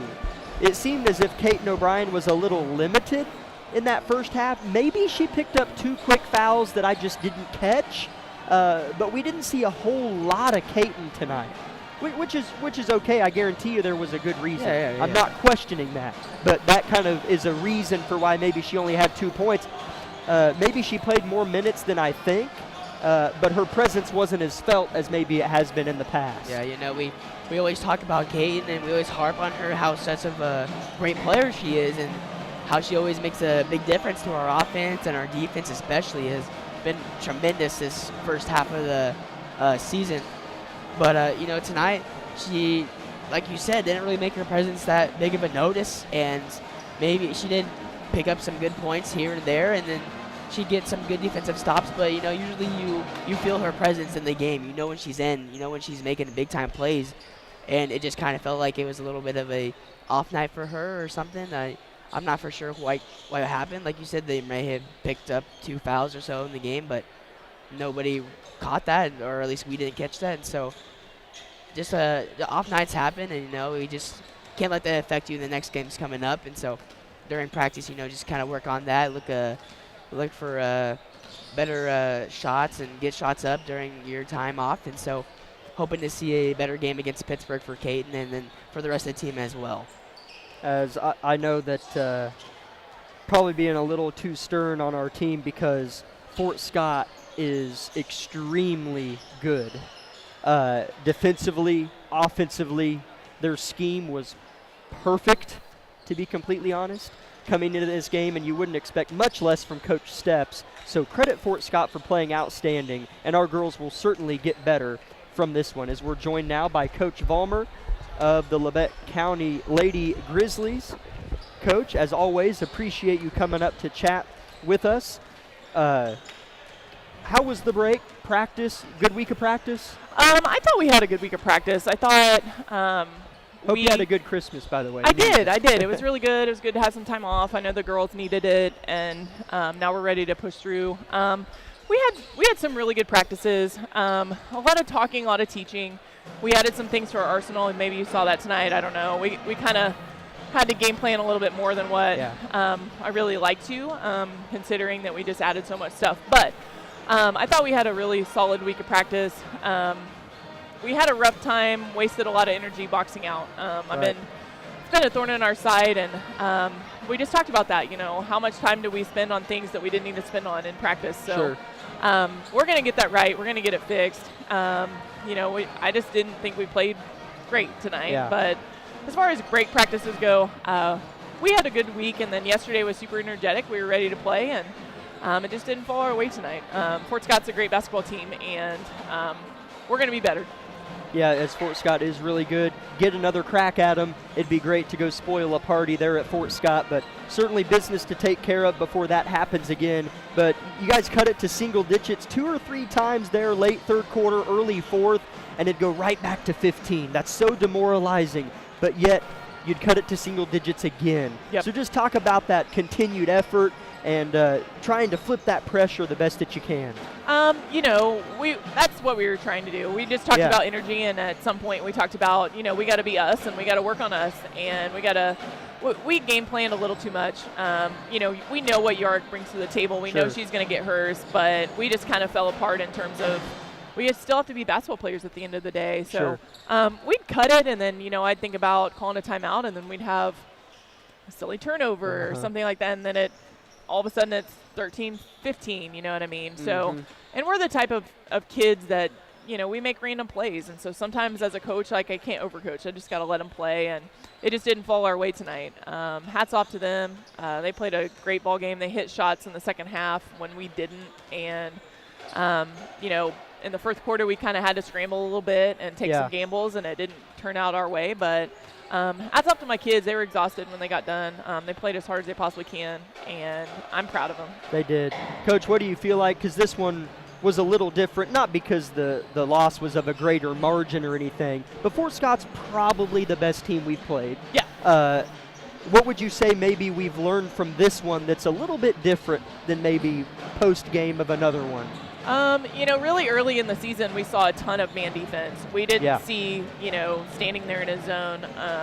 That's a different conversation for me as a coach as far as game plan goes. But, we knew that they were going to kind of stand in a zone, and we could either shoot ourselves out of it and try to force some things, or, we could be teammates and move the basketball. And we just are very offensive minded. We want to go, and sometimes that just doesn't fall in our favor. But I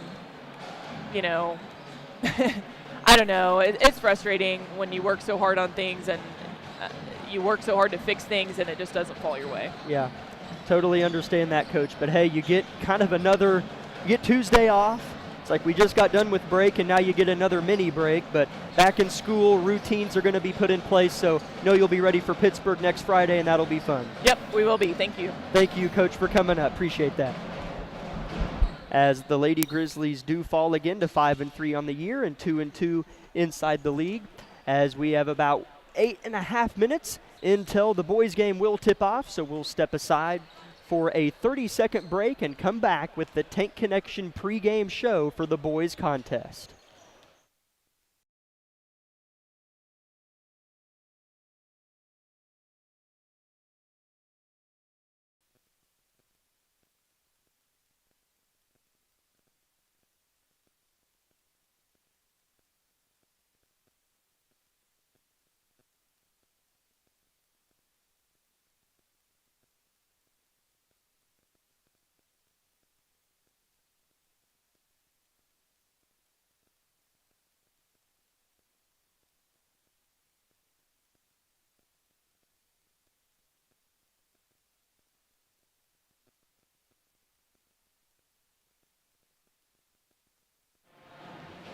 Welcome in, Grizzly fans, to the Tank Connection pregame show of our boys' game, as the talk is quite similar because their opponent, Fort Scott, comes in at a perfect 6-0, just like the Lady Tigers. I wasn't joking whenever I said it's a complete jump into a January cold plunge. No wading into the waters out of Christmas break. It's a complete head dive into the Atlantic for our Grizzlies. And we saw that in the girls' game, and we're about to see it again as they take on an undefeated Fort Scott team traveling just over an hour south on a cold, snowy, icy day. Here out of the break, we'll see how things go. But I'll tell you, as I was talking earlier, it's pretty hot here in Harrison. And I don't just mean temperature, I mean the atmosphere. This is impressive. Fort Scott travels really well, and over break, there's a tendency for ex-players to come back and watch that are home from college or off of work or something. I've seen ex-point guard Luke Falkenstein in the house, John Redford, Alex Meister from that team that won the Burlington Invitational. Eli Heston's here at just about every game watching his brother Barrett play. Easton Dean, Iowa State tight end, is in the house. At least his mom told me he'd be here. I haven't seen Easton yet, but a lot of former players collide and come back here over the games that take place through winter break for college students. So happy to see a great atmosphere here in the first week of January. Let's dive into the guts of this one. Our Grizzlies, however, opposite end of the spectrum, searching for that first precious win of the season. They sit at 0-7 on the year and are still searching for a spark. There have been games where you feel like maybe they coulda, shoulda won, but the scores don't really tell that tale, as every loss has been by 9 points or more. Independence being that closest loss at 44-35, and Parsons losing 42-32. So being able to score the basketball has been the number one issue for Labette County. And yes, there are things that fall under that, like turnovers, like rebounding. Of course, there's things that umbrella under that number one problem, but being able to put points on the board have been an issue. However, defensively has been pretty good, keeping their opponents to lower shooting percentages. In their last 3 games, they've held Chanute to 53, Parsons to 42, and Independence to 44. If you were to tell me 2 months ago that was the case, I would have said Labette goes 3-0 or 2-1 in that stretch. But in those 3 games, in the same order, Labette scored 41, 32, and 35. I think everyone wearing a Labette County on their shirt as part of the team and staff would agree that's too low. That number's got to be probably doubled to start and secure some wins down the stretch, as they will play tonight, next Friday, and then the Burlington tournament. So hopefully this team can resemble the team that I named earlier, the team a couple years ago with Eli Heston, John Redford, Alex Meister, Chase Carnahan. Started out slow and then went and won that Burlington Invitational. So we'll see if this team can have a similar swing out of Christmas break as that fun team did just a few winters ago. Fort Scott comes into this contest, as I mentioned, at a perfect 6-0. This will be their first, or I'm sorry, it'll be their third SEK league game compared to Labette's fourth. As mentioned earlier, same for the girls. Fort Scott does have a win over Wellsville to open the season. They beat them by just 5 on the road, but still a good non-conference win, as I believe they were a part of a tournament. Kind of like Labette County was part of the Circle tournament, Fort Scott had theirs, where they went undefeated. I could be mistaken, but I don't believe so. They had 3 games in 1 week in December. They beat Wellsville, Perry Lecompton, and Paola as they swept in their early season tournament. They also have wins over Parsons and Chanute within the league. They beat Parsons 53-38 and Chanute 53-45. Last week they did not play an SEK opponent. They played at Iola, so another non-con opponent for the Tigers, whom of which they beat 63-45. So impressive margins for this Fort Scott team that does return a few names that we should recognize, with senior guard Spencer Goldston, sophomore guard Dirks Kegler, senior forward Cal Cousins, Rocco Lafredo, a 6'6 senior, Dub Chipman. All those names should shiver your spine, because they certainly made it tough for us to have success against them last season. 2.5 minutes intel tip from Harrison. Still awaiting the presence of Ian Harlow. Perhaps he got hung up in the lobby. I promise I'm not just talking all over him. He wasn't here, which is okay. But we'll be back in 30 seconds with the rest of the Tank Connection pregame show.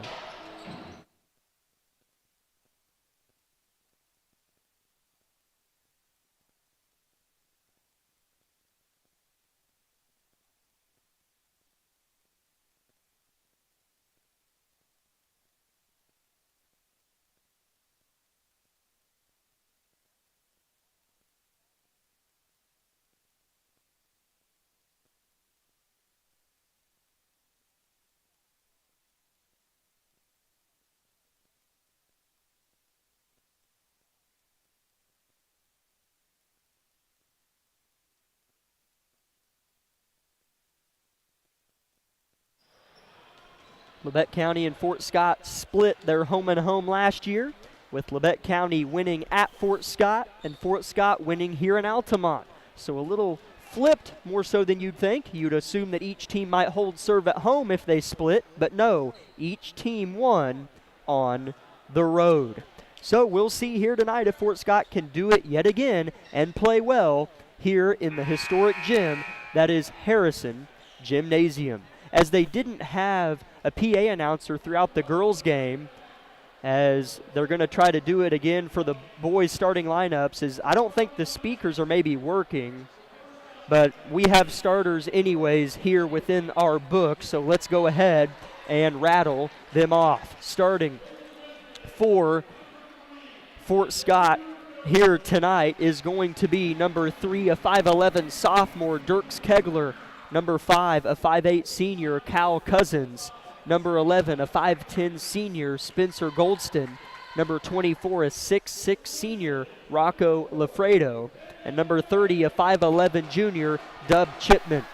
For Labette County starting this evening is number 3, a 6'4 senior, Xavier Phillips. Number 4, a 5'7 sophomore, Kagan Bates. Number 15, a 6'8 senior, Hudson Baker. And number 23 getting the start tonight is 5'10 junior, Briggs Knight, as Dylan Johnson will come off the bench for tonight's contest. Nice to see Briggs Knight transfer from Cherryvale last year get the start here tonight, and rounding it out for Labette County, he's as hard a working player as you'll see. Number 24, a 6'1 sophomore, Barrett Heston. As Coach Price of the football team, the PA announcer, finishes off the starting lineups. Head coach for Labette County is Bradley Argabright, assistants Brian Tucker and Davey Brown. And for Fort Scott, head coach Mike Kroll with assistant coach Jason Young and Brennan Feeback. We'll be back in 30 seconds with tip-off. Labette County looking for their first win of the new year and the season in all. 30 seconds tip-off on KLKC.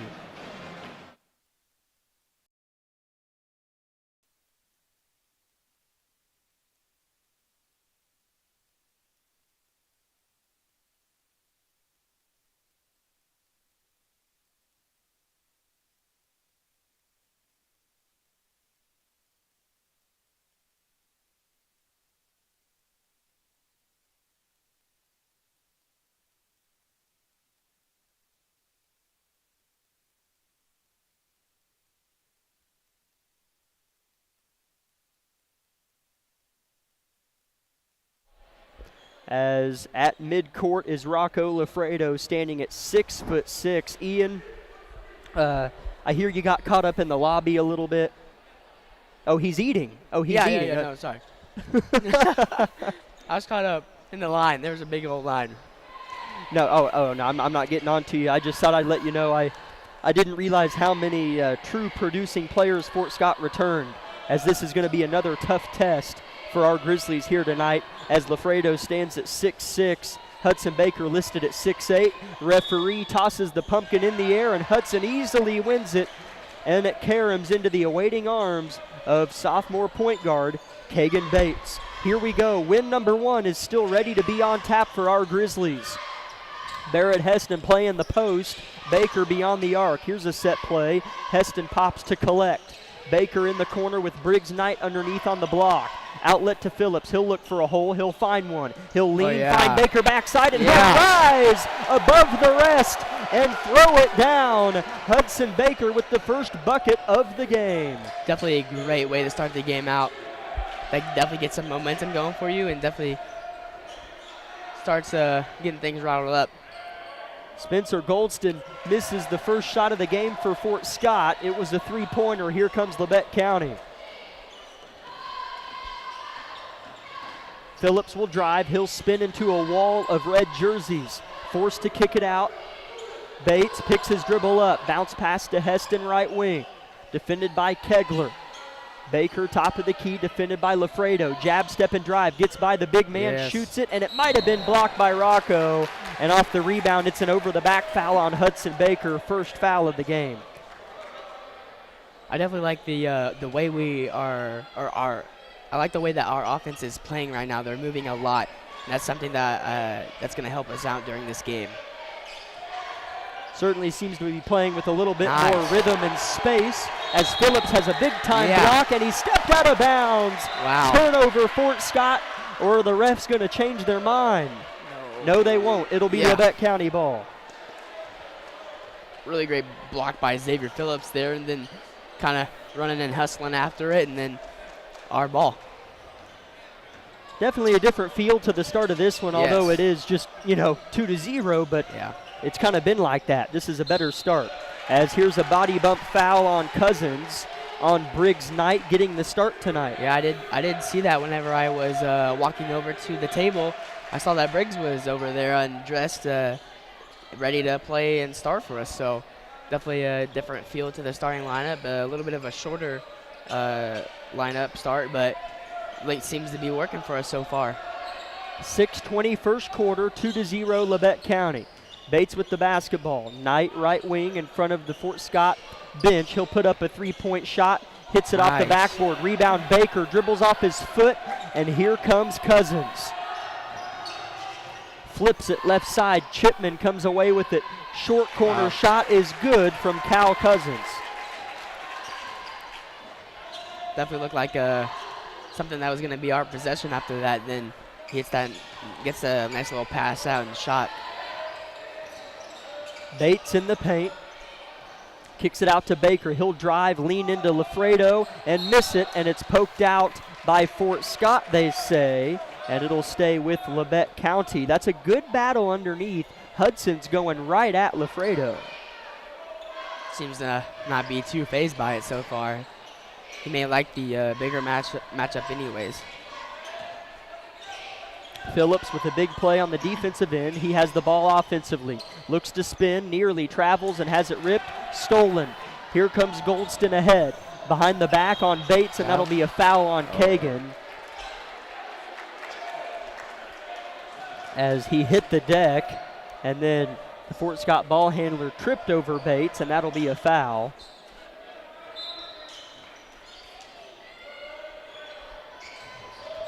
Ball goes in. Chipman with it to the corner. Kegler defended by Heston. To Lafredo they go. Hudson on the ball. Still with it is Lafredo. Kick out to Cousins, defended by Knight. Coach Kroll, the former Parsons Vikings coach, gets the call in, and Hudson Baker with a big-time block. It smoked the wrestling mats against the wall and made Kendall Holtzman, the quarterback of the football team this past year, pop out of the stands nearly onto the court in celebration. Ball goes into Lafredo, another block for Hudson, and the putback is missed by Kegler, tipped out, and it'll stay with Fort Scott. Labette student section mightily disagrees.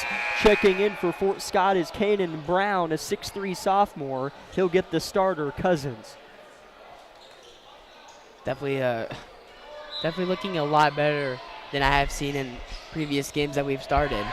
Entry pass stolen by Bates. We're knotted at 2, but Labette seems to be playing a lot better. 5 minutes to go in the opening quarter. They're looking for someone, as Hudson was trying to get a body on Lafredo, and he gets the ball. Has it poked away, a near foul on Lafredo, and it's called in. That'll be the second team foul on Fort Scott and the first on the big man. Phillips to inbound, finds Baker, wide open, nice play drawn up by Coach Argabright, and Baker scores it. Kind of just caught that Fort Scott defense by surprise, and then seeing Hudson cut in, get that little pass entry, looking very nice. Fort Scott with it in a half-court set. Chipman in the corner. They go to Lafredo. Tries to fake Hudson out. It doesn't work. Hudson makes him eat another cookie. Blocks it again. 4-2 the score. Labette with some momentum here. The Bakers man is whipping it up underneath. He has it beyond the arc. Phillips fades to the corner. Flashing his Bates. He catches it. Goldston on his back. He'll retreat beyond the arc and maintain control of his dribble. Now he'll drive. He'll shoot a floater off the glass. Soft touch falls for the point guard. He had the ball a long time, but 2 points was the result. definitely a lot less turnovers than we have seen in previous games. So I'm loving this.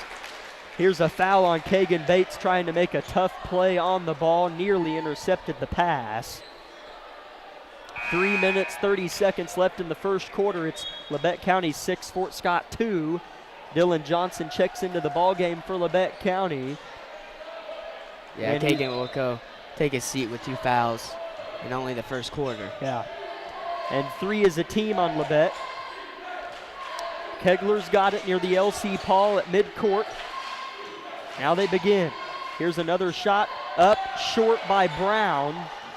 Rebound Phillips. Phillips head fakes on a 3. Briggs Knight has it. Kicks it out. Johnson in the corner. Elects to pass. Sets a screen for Heston. Barrett with the ball. Flips it to Baker. Well beyond the arc. Big man on big man. Johnson defended by Goldston. He's much bigger than Goldston. Labette can play big when they want to. Yeah. Baker gives a shimmy shake. Tries to shoot a reverse. Loses it, but there's Briggs Knight. Keeps it alive. Phillips on the drive. Misses it. Rebound Lafredo. Hudson would have probably scored that ball if it didn't fly out of his hands. But we did come away with the ball. Just couldn't get a decent shot up or anything to fall. There's a chance that's 2 personal fouls on Hudson Baker unless they got something away from the ball there, as they did get Dylan Johnson. It looked like it might have been on Hudson on the wraparound from his man Lafredo, but they get Dylan. That's 4 team fouls on Labette with 2:30 left in the quarter. Up by 4 are the Grizzlies. Goldston, the point guard, throws it from the right wing to the low left block. Kick out Kegler. 3-point shot is good. 6-5 the score now. Heston takes one dribble, picks it up. Here's Baker in the corner. Wants to do something on Lafredo, forced to find Knight. Briggs got the start this evening, defended by Brown coming off the bench for Coach Kroll. Here's Johnson. It's stolen away. Knight's pass intercepted. Goldston will lay it in, and Fort Scott has a lead, and Coach Argabright immediately calls a timeout. Labette playing much better, but Fort Scott with the lead. Back in 30 seconds, this is Grizzly basketball. Everybody is different. Some get injured, while others simply wear down. Whether it's on the court, on the field, or at the gym, Labette Health's orthopedic and sports medicine team has the training and skill to repair, restore, and renew. We share the same goal, and together we'll write your comeback story. For more information about Southeast Kansas' leading orthopedic and sports medicine team, go to labettehealth.com.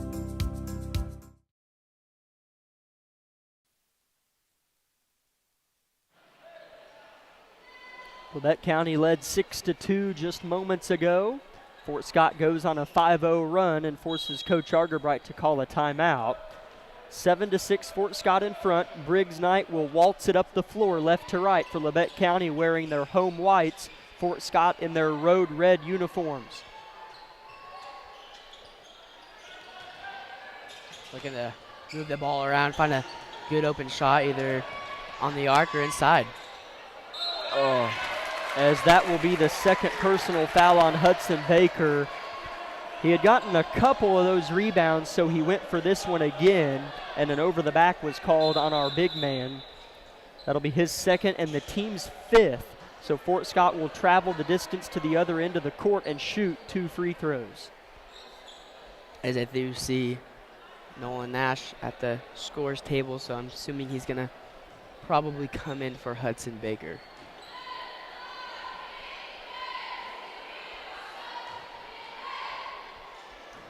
It is Lafredo who Hudson fouled. Lafredo's first free throw of 2 is banked in. And I was correct. Nolan Nash will check in for Hudson Baker. Looking to score some points coming off the bench. The breakout freshman, you know. Solid all-around good player. Very good athlete. Second free throw hits the back of the rim, goes 4 feet in the air and falls down for Lafredo. and that makes Kendall Holtzman in the front row of the student section roll his eyes and tilt his head back. I don't know why I like watching Kendall so much. It's kind of fun. It's very funny to get a reaction out of him.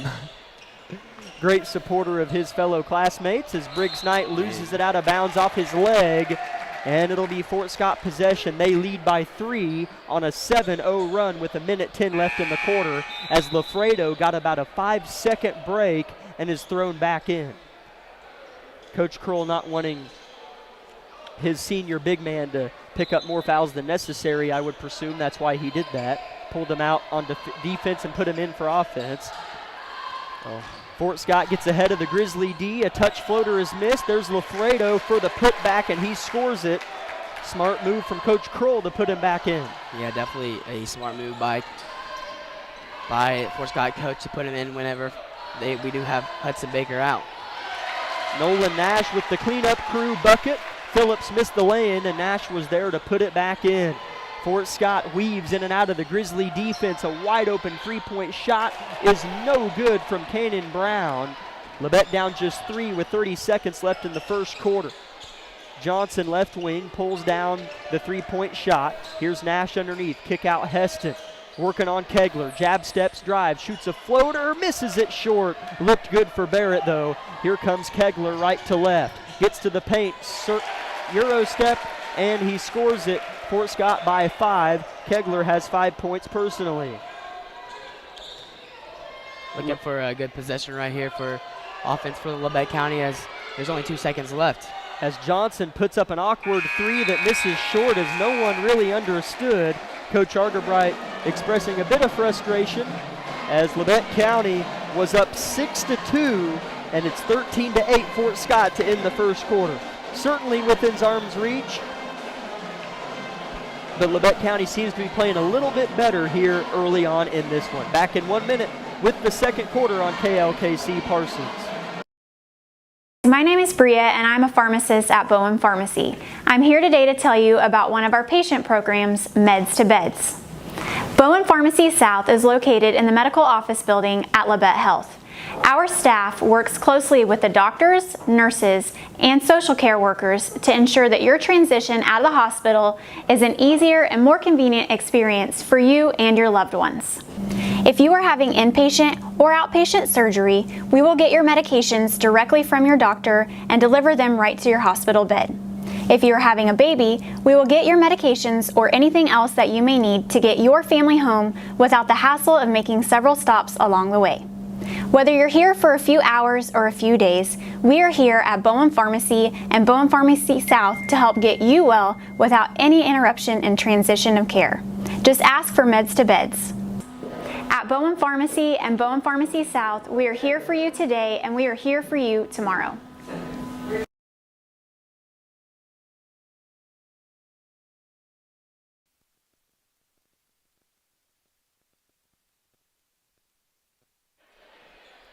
Fort Scott is on an 11-2 run on our Grizzlies as they will get the ball with the possession arrow to start the second quarter so they can add to that run. Here's Lafredo with it. Nolan Nash takes a swipe at the ball, comes up fail.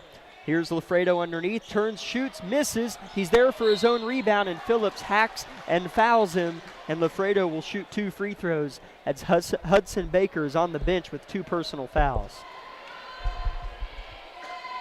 Lafredo definitely doing some work down there as Hudson takes a seat on the bench. As Lafredo knocks down his first free throw, expanding the lead for Fort Scott to 6. Lafredo's second, no good. Rebound high in the air. Nolan Nash leaps for it. Barrett Heston up ahead, switches right to left. Nash nearly travels, looking for someone on the ball rotation, but no one's there. Johnson fills the gap, ball movement away from him. Heston pops and collects, drives, cut off by Goldston. Turn and kick to Phillips. He'll look for a lane. Switches, goes left, up, under, good. A pretty finish from Xavier Phillips. Looked a little iffy, but went in, and that's what we like. 14-10, Tigers in front. 7 minutes, second quarter. Goldston uncontested to the rack. Give to Lafredo, and he scores it. Definitely just good ball movement by Fort Scott there, looking for the open person, and he was there. Nash with the head of steam, kicks it to Heston. Open three-point shot. Looked good, off just a touch to the left. Rebound, Fort Scott. Lafredo wasn't ready for the pass, and it's intercepted by Heston. It's 1-on-3 for Barrett, and he's stripped, and it's stolen by Brown.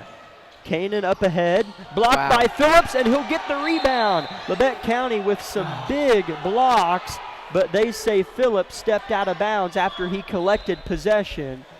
As Kegler checks back in for Brown, and it'll stay with Fort Scott on the far end of the court. Definitely a good block, and pick up by Xavier, just unfortunately stepped out of bounds, giving Fort Scott possession of the ball. Ball goes into Dirks Kegler, defended by Heston. Heston trying to feel for a screen, and now it comes for Lafredo. Pick and roll read well by Heston and Phillips as Phillips stole it away. Xavier with a Euro off the glass. Good. Press the foul. Xavier Phillips making his presence felt on the last two possessions, and he's trying to get this thing to a one-possession game. It's definitely something that we've been wanting to see throughout this season, and I'm glad that Xavier is showing it in this game so far. When Hudson is out of the game and we need someone to step up big for us, Xavier has been that guy. The and one free throw for Phillips is buried. 5 straight points for Xavier Phillips, and it's a 3-point Fort Scott lead. 6 minutes, second quarter, Labette playing some defense. Here's a drive and kick, good ball movement, 3-point shot from Cousins, no good. Rebound Heston, Labette with the ball and some mo. Heston, one-arm flip, Phillips, he's feeling it, lets it rip, nearly tied the ball game. Rebound Johnson underneath, kept it alive. Nice. The first shot is good. I don't know how Dylan Johnson knew what planet he was on, because he was right under the backboard, but adjusted and scored impressively. Making that shot, giving this atmosphere a little bit more life, getting the student section wound up. Just 1-point deficit for Labette County. Chipman pulls up from 12, tough one, misses off of him, and it's Labette County ball with just a 1-point deficit, 5:20 first half. Hope to keep this momentum going and scoring on offense, especially if we get a big-time shot right here, like a three-pointer for say. This place will go crazy. Nolan Nash at the top of the key with Kegler on him, dishes it off. Phillips in the corner, Knight flashes, but he's not there. Phillips in takeover mode. Good handoff to Heston, he'll score! Phillips with good vision, Heston with a tough finish, and Labette has a lead. Really good dish to Barrett as he cut to the basket. Finds himself wide open. Heston tries to take a charge, and they call it. Barrett Heston doing the dirty work and lets out some verbals as he's fired up, as that's a foul on Lafredo as he made the bucket, so it would have counted. That's 2 on their big man now, and all of this has been done with Hudson on the bench. Absolutely, I wish we had him in the game and didn't have 2 personal fouls, but this has been while he's been on the bench with 2 personals. It's honestly been a good thing. Not saying Hudson doesn't, but like without him being on here, this gives us a lot of life. Even when he does come back into the game, it'll help us out tremendously. Here's Phillips with the basketball. We'll see how Labette handles the momentum. Heston off of another screen, fades, fires, and nearly hit. Rolled off the rim. Wasting no time as Chipman gets around Nash, misses the lay-in, rebound Phillips. It's 1-on-1, he's sprinting ahead, Euros again, left-hand runner, missed. Johnson trying to keep it alive and saves it to Goldston. Long flip to Cousins. He'll jump, stop, and kick. It's picked off. Nice. Well, it's a track meet in Altamont. Here's Johnson, and he's fouled and will shoot 2. Dylan Johnson with a nice effort. Really good takeaway from Dylan Johnson there. The drive into the basket, going up. Going to the free throw line. He's definitely a free throw shooter, so I expect him to make both of these. Johnson's first free throw is no good. He'll get one more. May jinxed him just a little bit. As Carson Lamb will check in for Xavier Phillips, so a younger-ish type of team out here so far for Labette County, hoping to see some signs of life from them. As the JV boys did pick up a win today, as they played pretty well against Fort Scott's JV. Dillon misses the second, so it stays at a 1-point lead for Labette County. 4 minutes left in the half. Kegler gets by Heston, met by a couple Grizzlies. Lamb on the ball, forces a miss, but there's Kegler with the offensive board. Kick out, wide open. Cousins three, good. Boxing out right there, just kind of didn't go our way, and then makes us pay for it by making that dagger three. Labette County with it, trying to look back for a lead as they're down 2 this time around. Nash wants the lead left wing, hits the lead left wing. Nolan Nash stripes it, and Labette goes back up 1.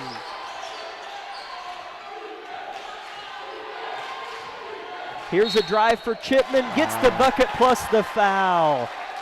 He was the beneficiary of a pretty good call because the foul wasn't really enough to inhibit his ability to make a layup.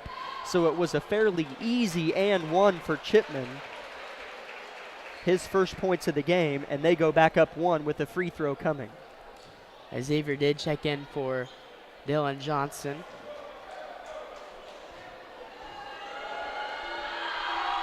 Chipman converts the old-fashioned three-point play, and it's 22-20, Fort Scott with 3 minutes to play in the second quarter. Heston has it on the left wing. They were looking for Nash, but Barrett muscles his way to the rack and misses. Nash is there for an effort, and that looked like it might have rolled off of Brown, as we had a pretty good view of that, but the ref is about 15 feet closer, so I won't argue more than that. But looked like it might have trickled off of Brown's forearm on the rip. Yeah, I thought so too. That would have been game-changing. As it does kind of feel that way. You know, there's so much game left, but these possessions are so fun to watch and feel important as Chipman gets an impressive left-hand layup to go, and he's on a 5-0 run himself, and the lead is back to 4. And this time the refs say it did not go off of Phillips, as it looked like it might have, as Fort Scott fans behind us disagree with the call, perhaps making up for the one they should have called on Brown. That's just about what I was going to say. It's just probably a make-up call from that ref. 24-20 Fort Scott in front. Kegler giving Nash fits. Nash gets in the paint, finds Lamb. It's tipped about and stolen. Here comes Fort Scott. The other way, right-hand layup is missed. Kegler's putback is good. And Kegler gets his 7th point of the game, and Fort Scott's up 6. And moments ago, Labette was up a couple possessions, if I'm not mistaken. Heston launches a deep 3, misses short, rebound Chipman. And he's already a full head of steam, getting to the rim, shooting, but a charge is signaled in. Barrett Heston takes another charge for his team, hits the deck hard. Definitely putting his body on the line for this team. As I think Barrett did check out, as well as Carson Lamb. 26-20 Fort Scott, minute 40 first half. Been kind of back and forth, but the back and forths have been by a handful of margins. It hasn't been a 1-point lead back and forth. It's been like a 5-point lead back and forth. Phillips deep left wing off the Johnson screen. Reverses it after the drive. Kicks it back out. Phillips left wing, defended by Chipman. He'll pump fake, pivot, drive, kicks it out to Johnson. Here's Bates, head of the circle. Phillips, good defense by Fort Scott on this possession. Kagan on the swing. Long possession for Labette County, well defended by Fort Scott. No good looks so far. Yeah, we're moving around everywhere, just Fort Scott's playing better defense. Nash under the basket, travels before he got a shot up. As that was a really long possession where Labette just seemed kind of dumbfounded as to what to execute there. Fort Scott threatening to go up 8 or 9 on this possession. Cousins with it, defended by Briggs Knight. Chipman, top of the key, right in line with the rim. Left wing, Goldston with it now. Good shooter, hasn't made one tonight though, as Phillips gets a foul coming down on Brown. Am I spitting on you, Lucas? Okay. Lucas looked at me. I thought maybe I spit on him or something. He's probably just making fun of us. Yeah, he probably is. He's laughing. That's Lucas Hayward, our live stream manager, in case you wondered who I'm talking to. As Brown makes the first. Yeah, and Caden Blackledge and Barrett Heston will check in for the Grizzlies.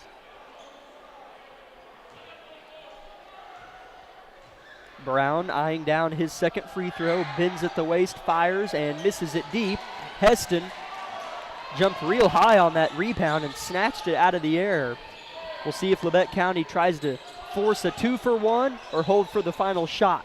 Down 7, 20 seconds left in the second quarter. Blackledge puts up a shot that misses. Rebound Fort Scott. Now they have 14 seconds to go down and try to score. I think their coaches wanted them to save it for the last second shot. The call is in from Coach Kroll. Every coach has a final second play. We'll see what it is. Goldston with 1 second, shoots a fader, missed it. He's a good shooter. You got to hold your breath there, as it'll stay a 7-point Fort Scott advantage at the end of the half. We'll be back in 3 minutes with the Bowen Pharmacy Eye Care Associates of Parsons halftime show.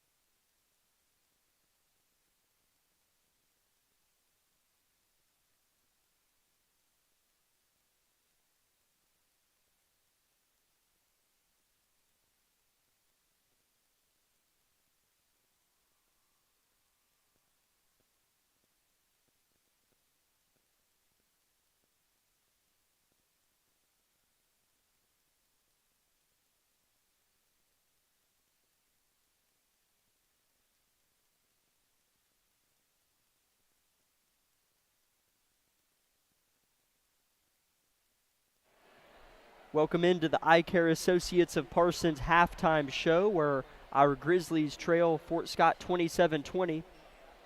Jack Leake, Ian Harlow with you on the call, and Lucas Hayward on the KLKC Sports YouTube live stream. Ian, Labette County led to start the game, looked good. Then Fort Scott went on a big run, maintained the lead.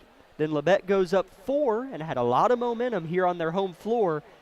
And then quietly but assuredly, Fort Scott comes back, and they're up 7 at the break.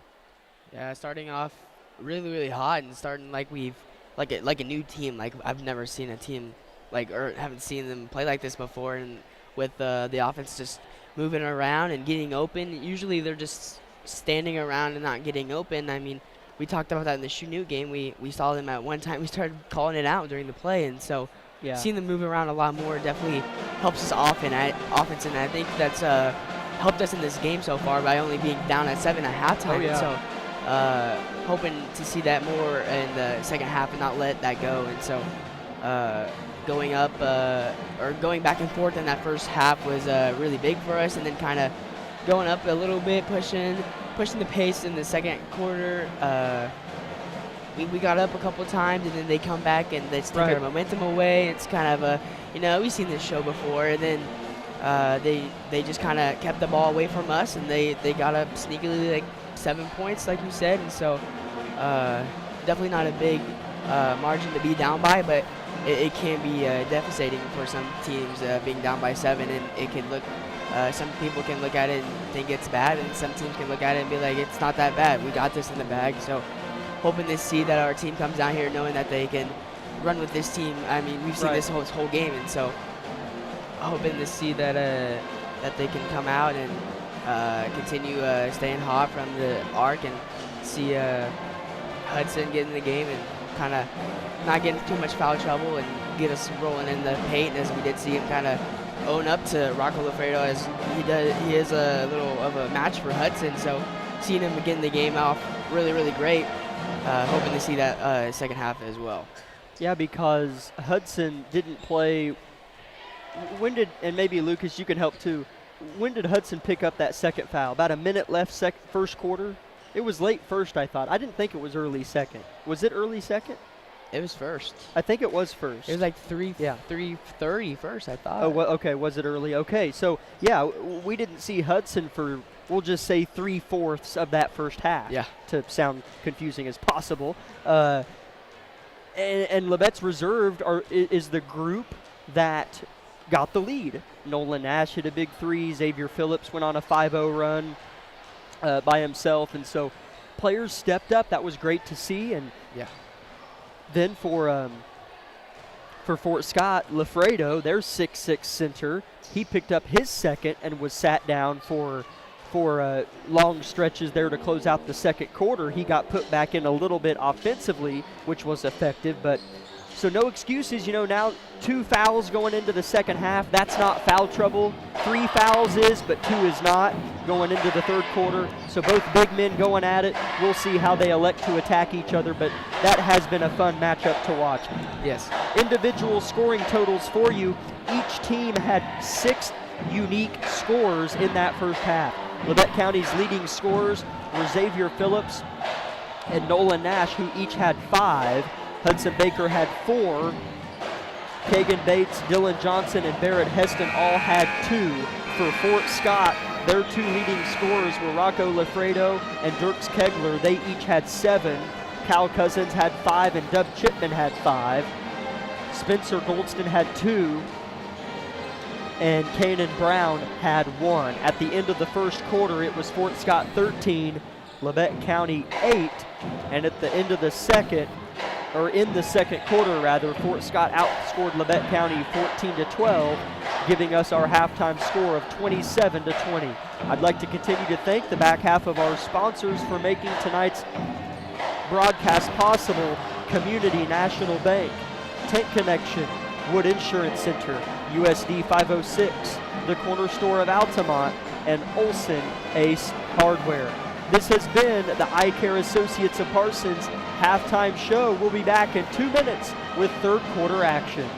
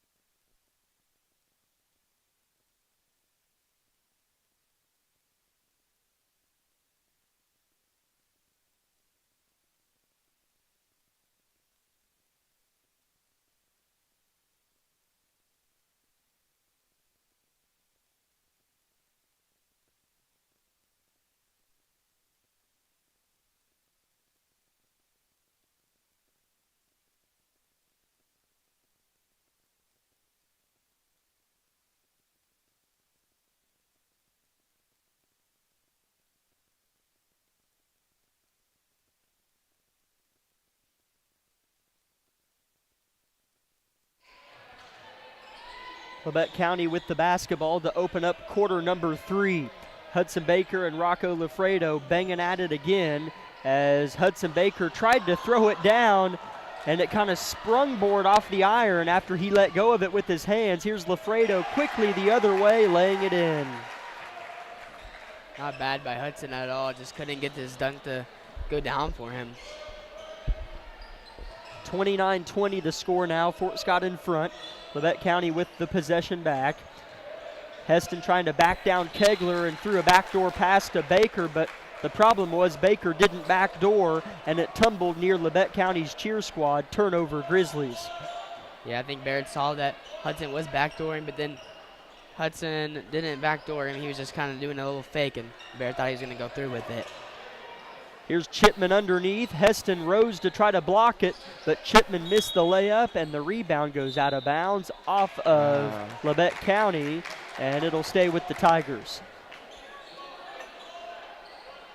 I thought maybe that it would have been a Labette County ball, as I thought it did go off. I did too. A Fort Scott body. I did too. Chipman collects it off the inbound play, shoots a fader and makes it, but a travel is called in before he gets the shot off. So Labette County will have the ball down by 9.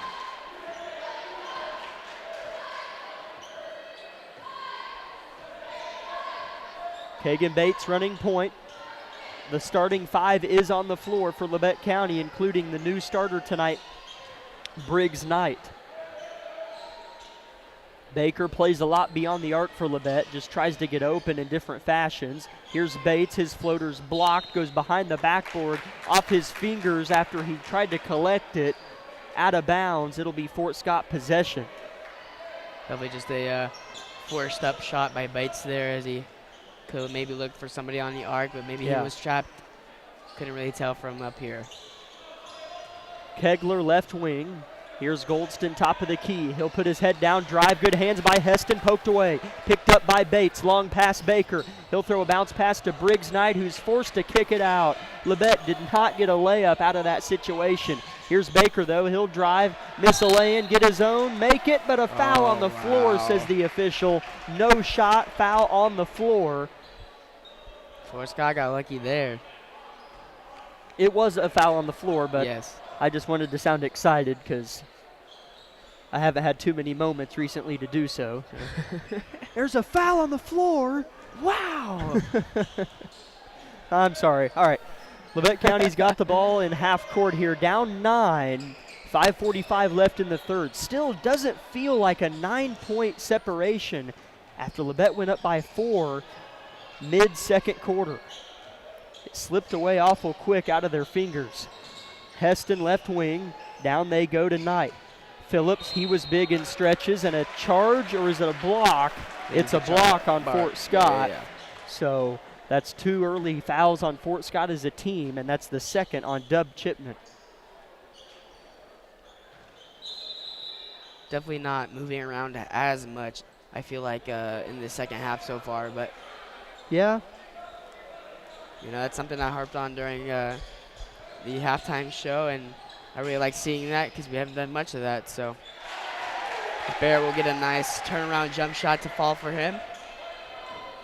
Really a nice shot there by Barrett. Took a power dribble, faded, and hit it with full confidence. Gets Labette County back within 7. A 2-point bucket apiece for both of these teams 3 minutes in to the third quarter.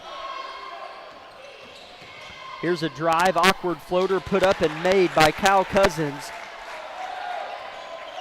Labette County quickly pushing the pace, though. Now Phillips brings it to a halt. However, his pass is tipped and stolen away by Chipman, and Phillips swats at the ball. No foul called in. Long pass up ahead to Baker. He'll lean, rise, and throw it down. You could maybe hear the rim shake in the background, but it sure did. 31-24 Baker with his second dunk of the game. Definitely threw that down with a little bit more oomph there. Thinking redemption dunk. 3-point shot by Brown, no good. Rebound Briggs Knight, and he traveled as he was trying to avoid giving Goldston a steal, as Goldston was kind of in his grill, and it was just an awkward spot for Briggs to be in. Just unlucky for Briggs there. Cousins gives it to Goldston on a set play. Good defense by Bates, and Fort Scott's forced to try a different play. Kegler has it near the volleyball stripe, wearing peach-colored basketball shoes with 2 white leg sleeves. He'll back down Barrett. Here's a turn and kick. 3-point shot pulled waist high by Cousins. Now he pulls up from 8 after the adjustment and misses. Wow. Briggs Knight with the board, harassed by 2 Tigers, and forwards the pass ahead to Kagan.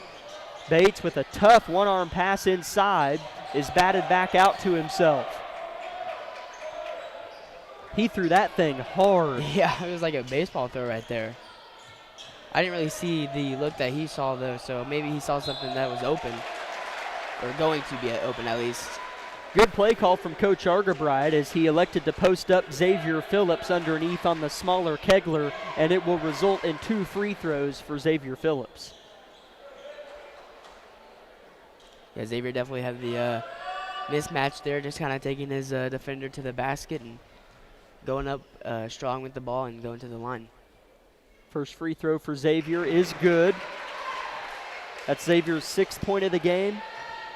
Him and Hudson both have 6. Definitely seeing good minutes here from Xavier, as he has been looking a lot more comfortable with the ball and confident with it as well. What a rebound by Briggs Knight off the miss. Heston for 3 left wing, misses it. Rebound Baker looking for an outlet. Kagan rallies up a 3, misses it strong. Wow. Baker flirting with the third but doesn't get the call in. Baker turns, fires, misses. Rebound Kegler. I thought maybe Hudson was going to get an over the back.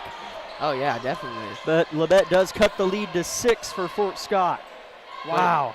Would have been really nice if we could have capitalized on those rebounds. Here's a steal, though, by Phillips, dialing up a shot, and it's stripped and stolen, but a foul's called on Chipman, his 3rd and the team's 4th of the quarter. Labette yet to foul in the 3rd. 3 minutes to go in it. Labette down 6, but Phillips shooting 2 more.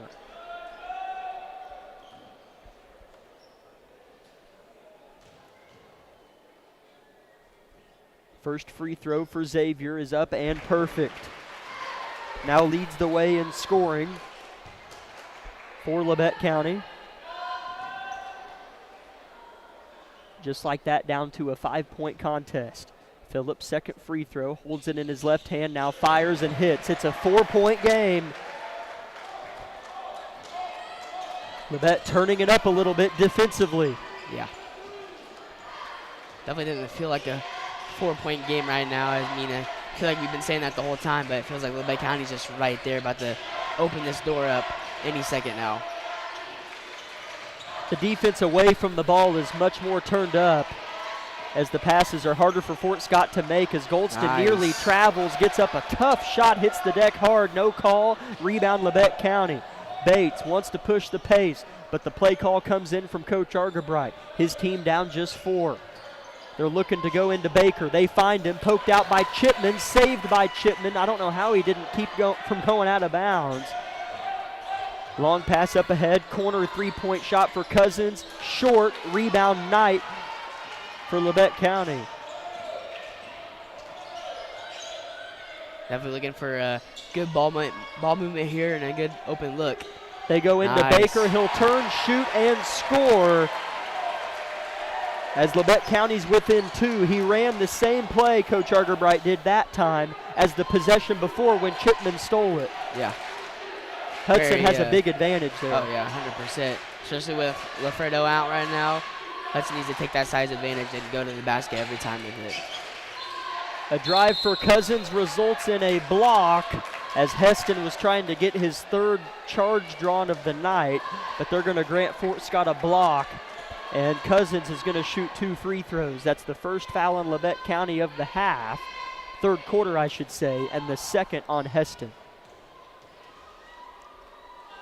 Cousins' first free throw is no good. It'll stay a 1-possession game even if he hits it. Dylan Johnson checks in for Briggs Knight. It's been the 5 starters most of this 3rd quarter. Yes, it has. We haven't seen much of the Nolan Nash and Carson Lamb and Ken Blackledge and all those other people that he subbed in. We haven't seen them touch the court yet, so just kind of been rolling around with the same 5 and 6 people that he's been trusting, and it's been paying off so far.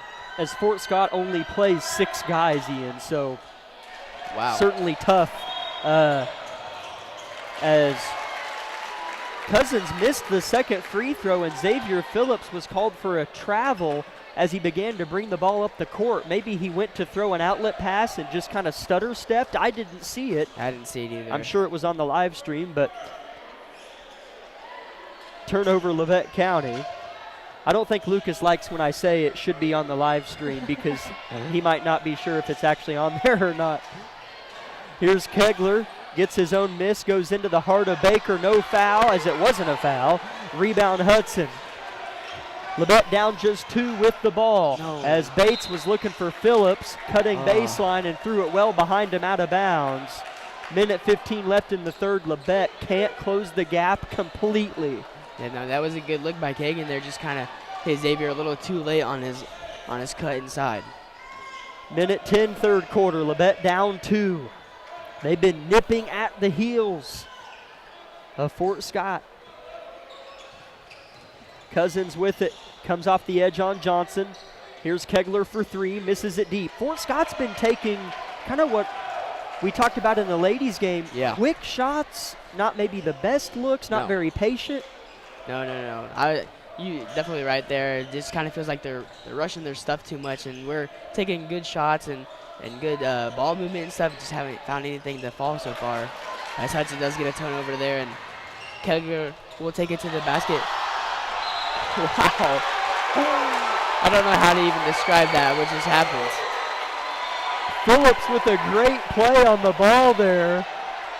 I don't know how to describe that. As it'll be Levette County ball. Kegler intercepted it, tried to head fake Phillips on the layup, and on Phillips' way down from jumping, he swiped at the ball, bopped it loose, and it went off Kegler. Here's Xavier with the ball, 17 seconds, drives, good tuck pass to Heston, he'll miss, but Baker's there. We are knotted at 31, and the atmosphere rises immensely here in Harrison. 6 seconds left in the third. Goldston with it, shoots a tough shot, misses short. There's Kegler for the lead at the end of the third, misses it. And the buzzer sounds, and Kagan Bates is extremely excited, as he should be. Harrison has life. We're knotted at 31. Levette outscored Fort Scott by 7 in the third. Here we go. Tied ball game into the fourth. Don't go anywhere. 1 minute break on KLKC. My name is Bria, and I'm a pharmacist at Bowen Pharmacy. I'm here today to tell you about one of our patient programs, Meds to Beds. Bowen Pharmacy South is located in the medical office building at Levette Health. Our staff works closely with the doctors, nurses, and social care workers to ensure that your transition out of the hospital is an easier and more convenient experience for you and your loved ones. If you are having inpatient or outpatient surgery, we will get your medications directly from your doctor and deliver them right to your hospital bed. If you are having a baby, we will get your medications or anything else that you may need to get your family home without the hassle of making several stops along the way. Whether you're here for a few hours or a few days, we are here at Bowen Pharmacy and Bowen Pharmacy South to help get you well without any interruption in transition of care. Just ask for Meds to Beds. At Bowen Pharmacy and Bowen Pharmacy South, we are here for you today and we are here for you tomorrow.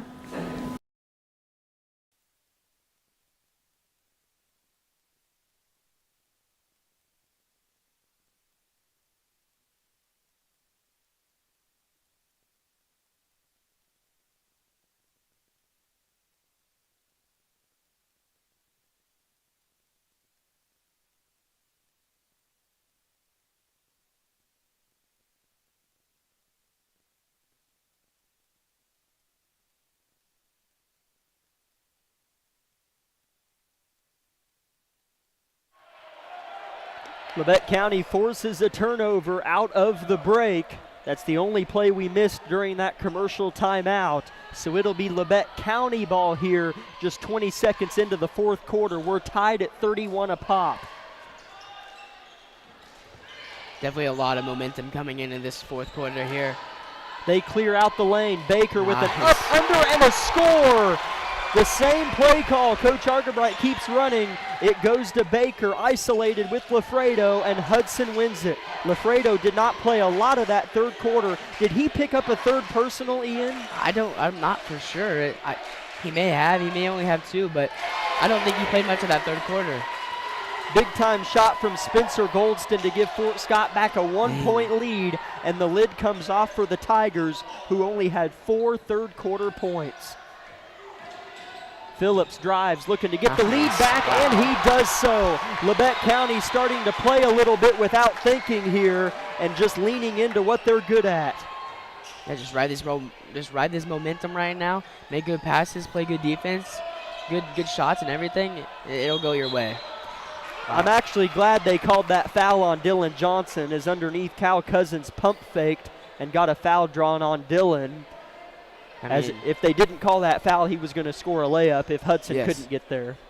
Yeah, even after the foul, it seemed like Hudson may have. No, he wasn't close. I don't know what you're talking about. Yeah, you're right. He probably would have blocked that. Wow. He probably would have blocked that. Even after the foul call, did you see that? Oh, did he keep blocking it? He blocked I didn't it. even see. I didn't even see. It was crazy. Here's Goldston fresh off of a possession where he drilled a 3-point shot. Cousins dribble handoff to Kegler, gets in the paint, puts it up, misses. Rebound Phillips as he wasn't paying attention, and there was Cousins. Kegler with the steal, and the foul called on Xavier consequently. And so 2 free throws for Dirks Kegler approaching. That's 3 on Xavier. 6:14 left in the game. Hudson's been playing some very smart defense here, as he just kind of throws his hands up, hoping to not draw his, I believe, 3rd foul. Yes. Because I think he still only has 2 fouls. Yes. As Kegler will drain his first free throw attempt, making it a tie ball game with 6:14 remaining in the fourth quarter.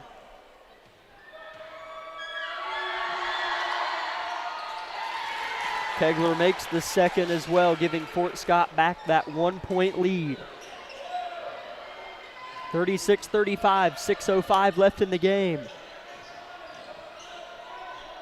Briggs Knight back in the game for Labette. It's all 5 starters on the floor. They go to Baker, pass too high, out of bounds. It'll be Fort Scott ball. Lafredo definitely making a little bit of a difference for Hudson down there, as he is a little bit taller than the other people that have been guarding him. So being behind him, Lafredo does have a little bit of a height to contradict it. Around the screen goes Cousins. Kegler in the corner, lets a 3 rip and buries it. A 4-point lead for Fort Scott is manifested just like that on the back of Dirks Kegler.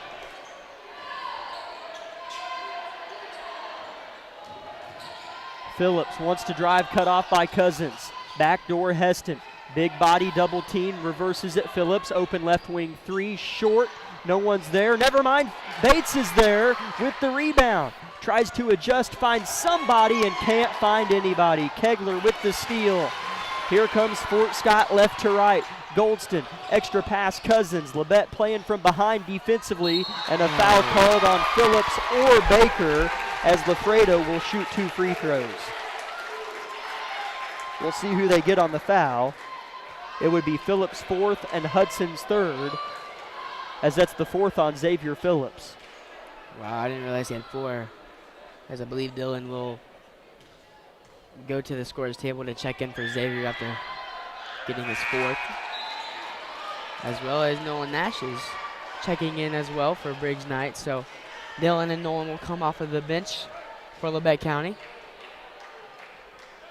Hoping to see signs of life from Nolan, as he did in the first quarter. Did make a really good 3-point shot, made some good rebounds for us. Lafredo splits the pair, misses the first, makes the second, and Coach Kroll calls a timeout. 40-35 is the score. Fort Scott in front with 5 minutes left in the game. It's a full timeout. We'll be back in 1 minute. This is Grizzly basketball. My name is Bria and I'm a pharmacist at Bowen Pharmacy. I'm here today to tell you about one of our patient programs, Meds to Beds. Bowen Pharmacy South is located in the medical office building at Labette Health. Our staff works closely with the doctors, nurses, and social care workers to ensure that your transition out of the hospital is an easier and more convenient experience for you and your loved ones. If you are having inpatient or outpatient surgery, we will get your medications directly from your doctor and deliver them right to your hospital bed. If you are having a baby, we will get your medications or anything else that you may need to get your family home without the hassle of making several stops along the way. Whether you're here for a few hours or a few days, we are here at Bowen Pharmacy and Bowen Pharmacy South to help get you well without any interruption in transition of care. Just ask for Meds to Beds. At Bowen Pharmacy and Bowen Pharmacy South, we are here for you today and we are here for you tomorrow.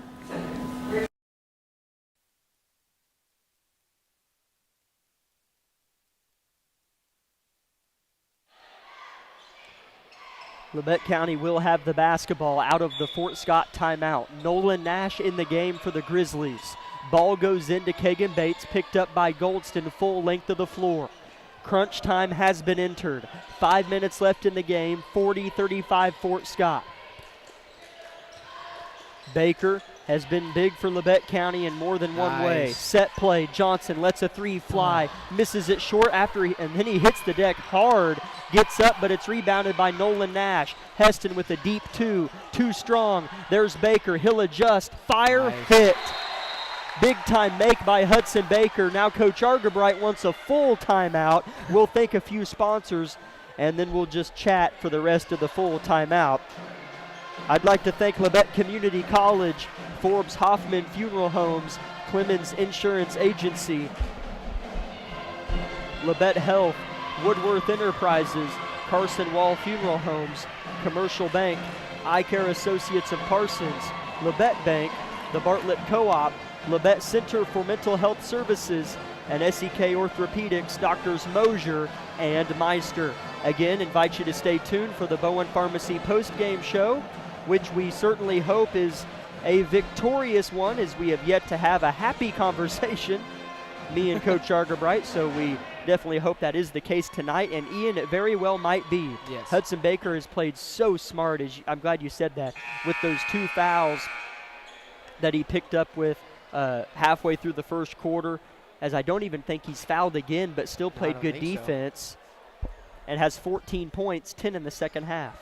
Yeah, he's been really great for us in the second half, and as well as Xavier, and looking for somebody else to step in right here, as Xavier did take a seat on the bench while picking up his fourth foul. So Hudson can't be the only one scoring, and we're looking for that another guy to start scoring the ball for us. Dub Chipman playing catch in the front court with his fellow point guard, Cal Cousins. Lafredo pops to get it. Backdoor pass to Goldston. He'll shoot a floater, hung in the air, and it fell down. Fort Scott back up 5. Yeah, no one looked to take a charge there, but Goldstein didn't go all the way to the basket and went with the little floater instead. Heston puts the ball on the deck, in trouble, loses it, but Nolan Nash is there. He'll have it stolen away, though. Here's Kegler with Baker on him, and a foul is called as Cousins hit the deck. They call a push on Nash. The foul's on the floor, and it is on Nolan Nash. Fort Scott, who had loads of fouls in the third quarter, has yet to foul in the fourth, while that was the 4th team foul on Labette County. Xavier Phillips comes in for Dylan Johnson. Ball is in play. Kegler lets a three fly.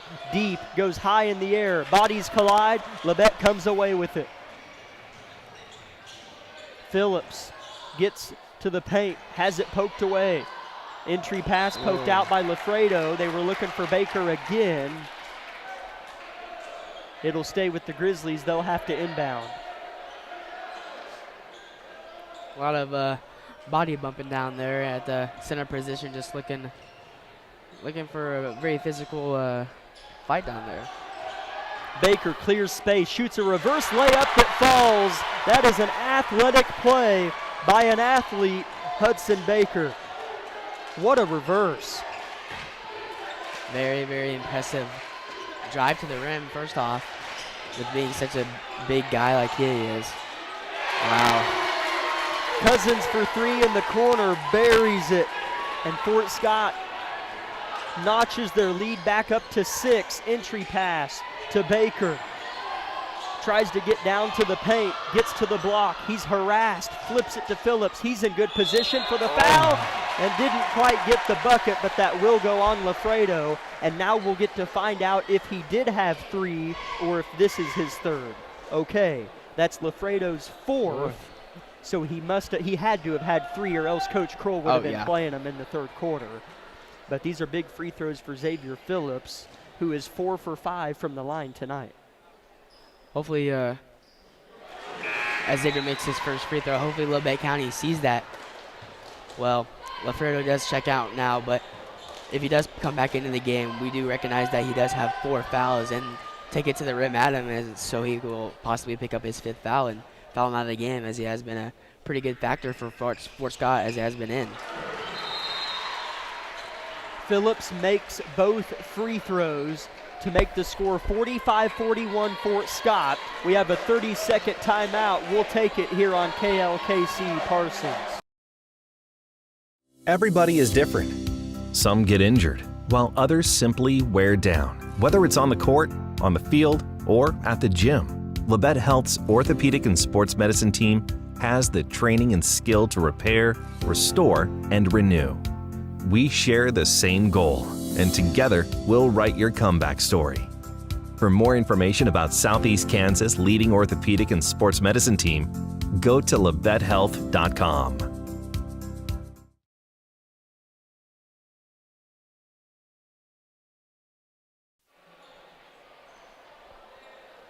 Jack Leake and Ian Harlow with you. Happy to be with you on the call here in Altamont with Lucas Hayward running our YouTube live stream on KLKC Sports. 2:55 left in the game. Labette County trails by 4. Fort Scott will inbound on the other end of the court. Cousins will throw it in, calls for someone to get it, and Kegler obeys. Kegler will be picked up by Bates. Here's a straight pass picked away by Nolan Nash. Labette County gets the ball back off the press turnover. Lafredo out, and I think you start feeding Hudson down there. They give it to Hudson. Defended beyond the basket by Brown. He'll go at him. He's triple teamed and is fouled going up and will shoot 2. I believe the official pointed in the air. Yes, I think so too. As Hudson does stand at the free throw line, waiting to be awarded his 2 free throws. As that is Chipman's 4th foul as well, as he has been a really good factor for Fort Scott. As Baker will make his first free throw attempt. That cuts it to 3. As you know, obviously since the game's close, Coach Kroll might not go to his JV bench yet, but if Chipman or Lafredo fouls out, he's going to have to go into his bench here, as he's only played 6 guys. I've been told that's all he's done all year is play those main 6 guys. As Hudson misses the second. Sorry if you mentioned that, but here's Fort Scott, half court, 45-42, Tigers lead. 2:10 left in the game. Cousins with it, bit of hesitation. Here's Chipman on the drive and kick to Kegler. I'm okay with them playing a little bit conservative. Yeah. As now we have a timeout, Coach Kroll, as he wants a 30-second timeout. We'll keep it here. Labette County's battled, Ian. They won the 3rd quarter by 7, and that was huge because it put them in a position to make it a game without having to work from behind in the 4th quarter, but yet they've still had to do so a little bit. Gonna have to get a defensive stop here and then convert on the offensive end of the floor, but they've definitely played a pretty good game tonight. Yeah, definitely, you said it. Been an amazing game for Labette County. I just hope that in this final 2 minutes of the 4th quarter, they can pull out a win and build off the momentum to play next week. But let's just focus on this game right now, and with only 2 minutes left, down by 3, and with Lafredo and Chipman in the game, we're both with 4 fouls who have been big factors for Fort Scott. looking to take action at them and try fouling them out. Especially if this game goes to overtime, which very well could happen. Yes. That would have an impact. And speaking of Cousins, he gets to the rack and lays it in uncontested. An experienced head coach drew up a work of art right there. Labette County with big possession now, especially down by 5. Heston touch floater hits the back iron. Long tip goes to Nash. Here's Bates right wing. 95 seconds left. Labette down 5 and the ball. Bates will drive. Bates will jump stop. He'll kick it. It's stolen. Here's Brown. Full head of steam. Layup is missed. Rebound tipped about and Knight has it. I don't know why Brown shot the ball, Ian. No, I do not know either. Minute 15, Labette's got it down 5. Brown kind of gave him a gift. Here's Baker, turns into the heart of a defender, and a foul is called. Coach Kroll is irate, as are some Tiger fans behind me. That is just the third as a team on Fort Scott. I don't know who was in the vicinity. I think it was on Kegler. Okay. Sorry if I'm blocking your no, view. You're good. That is 3 on Kegler. Phillips will throw it in. They go over the top to Baker. He loses control but gets it back. He's in a tough position under the rim, but draws a foul. Wow. Coach Kroll's got to be kind of frustrated. I'm not saying I disagree, but Baker's drawing fouls every time he goes up, and that is 5 on Lafredo, but we'll see if it has an impact, because Labette County still has to make this a game as they're down 5, but Baker shooting 2 free throws. Definitely a really good thing for us for Lafredo to foul out of the ball game. As Hudson will bank his first free throw in to make it a 4-point deficit for Labette County. Big free throw here. He split his last pair. Bends at the waist, fires, shoots, and makes it. Hudson Baker's been fantastic in this second half. So Fort Scott down to 5, I'll say varsity players, I guess. And Chipman, or I think it's Chipman, has 4 fouls. So we'll see how Coach Kroll handles some foul trouble in depth should it happen. Labette still has to get stops. Back in 30 seconds, and then we'll chat a bit here on KLKC. With many years of combined experience, Eye Care Associates of Parsons has set the framework in providing comprehensive eye health examinations for all ages and routine vision care for families throughout the 4-state area. Our optometrists and staff provide remarkable care with state-of-the-art technology to help with diagnosis and management of eye health conditions. Give us a call or visit our website to schedule your next eye exam. Eye Care Associates of Parsons. Experience modern eye care.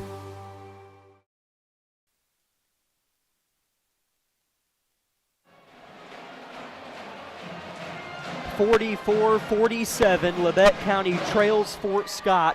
1 minute, 6 seconds remain. Rocco Lafredo fouled out of the game with 5 personal fouls. And Dub Chipman is in the game with 4 personal fouls. Fort Scott will have the ball, though. Turnover would be very, very good for us right here, or at least a good defensive stop. As each team has 4 team fouls, so for either team, the next foul will result in 2 free throws for their opponent. Kegler gets across half court. Here's Cousins. And Labette County will elect to extend this contest and foul with 53 seconds on the clock, and it'll be 2 free shots for Cal Cousins. Definitely the smartest play by Labette County there, as it does give them enough time to potentially go down and score as well.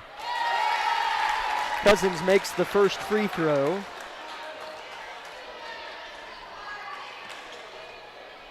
One more to come for the senior. Lets it fly and misses it. Rebound goes to Hudson Baker. Labette down 4, 50 seconds left. Phillips sees a lane, attacks it, kicks it out. Bates lines it up from deep and hits it! Megan Bates buries it from downtown, and Labette County's within 1 with 45 seconds remaining. Timeout, Labette County. It's a full timeout. Kagan Bates bringing the house down, and the band director, Mike Wassenaar, walking up and down the catwalk, raising his hands in the air, willing Labette County fans to get on their feet. That's a big-time ticker from Kagan Bates. Tremendous shot by Kagan Bates there. Something that we needed. Even a 2-pointer would have been good, but I would definitely take that 3-point right there. Still have 45 seconds left in this game. Plenty of time for either team to do something. I hope that we will continue stopping them on defense and then turn that into offense and scoring. Even just getting the free throw line and making our free throws has seemed to be a good thing for us this game. Making free throws and making shots. This is our game. Fingers crossed, no jinxing there. That's right, that's right. Yeah, Labette County has certainly played disciplined. Whenever Fort Scott had them down, they never flinched, and they've allowed themselves to be in a position that may or may not be favorable, but certainly one where they have a chance here playing defense down 1. 45 seconds remain. Down to nail batter. I'm going to have to stand a little bit. It's hard for me to see over the iPad. Ball goes in for Fort Scott. 43 seconds and counting. Goldston riding the near baseline just below us. Poked away by Heston. He swipes at it, and a foul's whistled in on Kagan Bates. But Coach Argabright is all right with the foul because it was one in which you almost got a steal, which is what you want to try to go for rather than just foul immediately. Wow, that would have been a big-time steal by Barrett there if he would have got that. Goldston's first free throw is on its way and no good.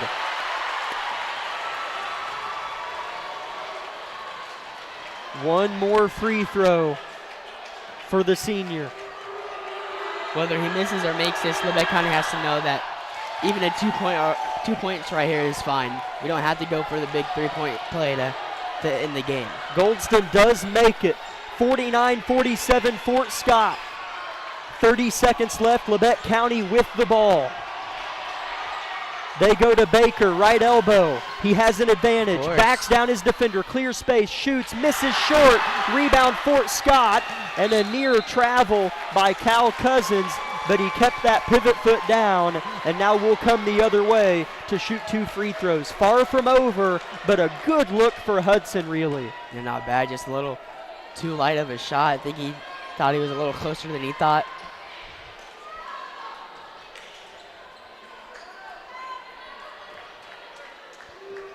Cousins still has to make these.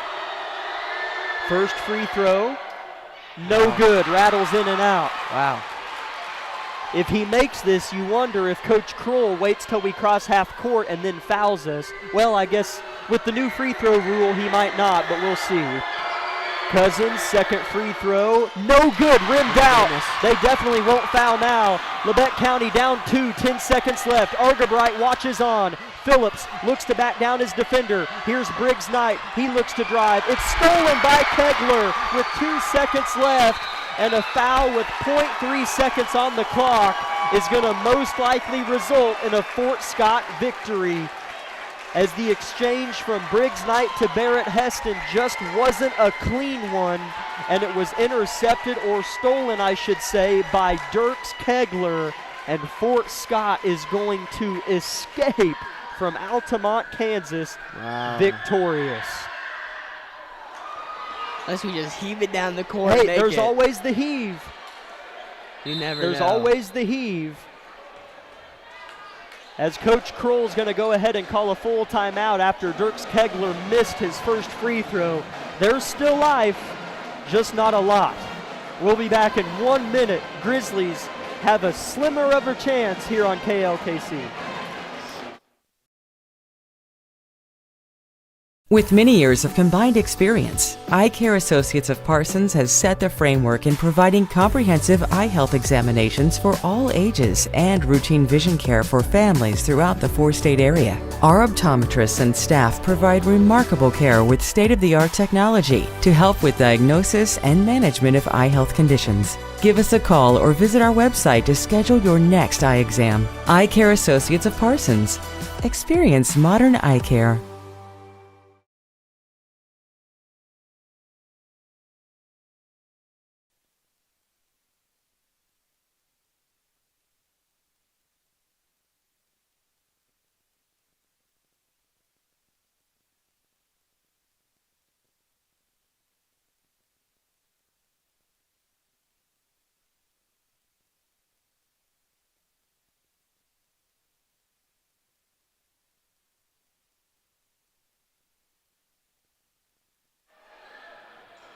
Dirks Kegler with one free throw here as he collects the ball from the official with 0.3 seconds left on the clock. It's on its way and good.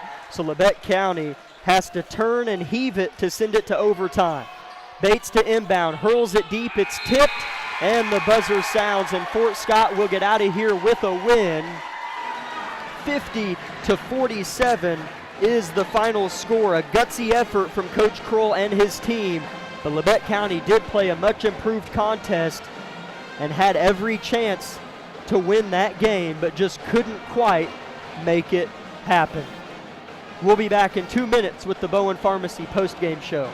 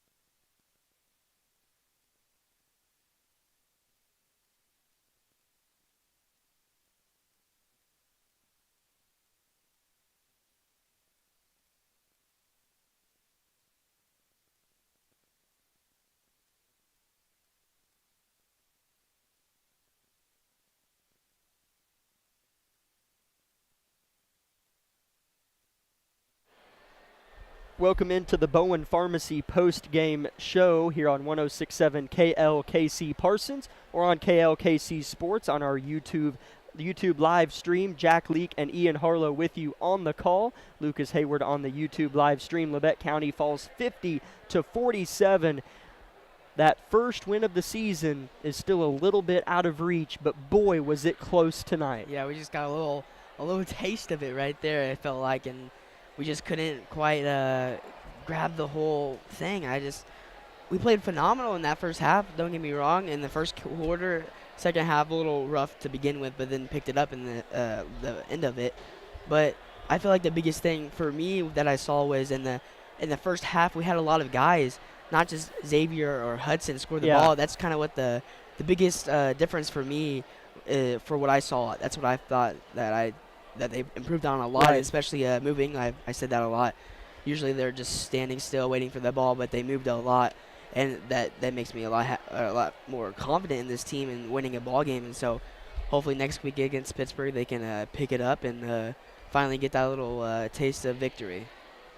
As Labette County falls to 0-8 on the season and 0-4 within the SEK.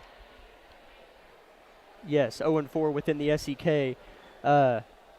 Still searching for that first win, as they will have to wait until next Friday to get another try at it, as this schedule is hard. The SEK is good. Yeah. And then you go to Burlington here in a couple weeks, but Labette County showed a lot of signs of improvement, and I hope Coach Argabright comes up and joins us, because I'd love to hear what he has to say and how Christmas break went, how this last week of practice went, because sometimes it can be hard to, quite literally get up out of bed and go to practice where Coach is going to run you, get back in a routine, and, after they had a few days off there. But individual scoring totals, Hudson Baker had 19, Xavier Phillips had 12, Nolan Nash had 5, Barrett Heston had 4. Dylan Johnson and Kagan Bates each had 2. For Fort Scott, 3 players in double figures. Dirks Kegler had 13. Cal Cousins had 11.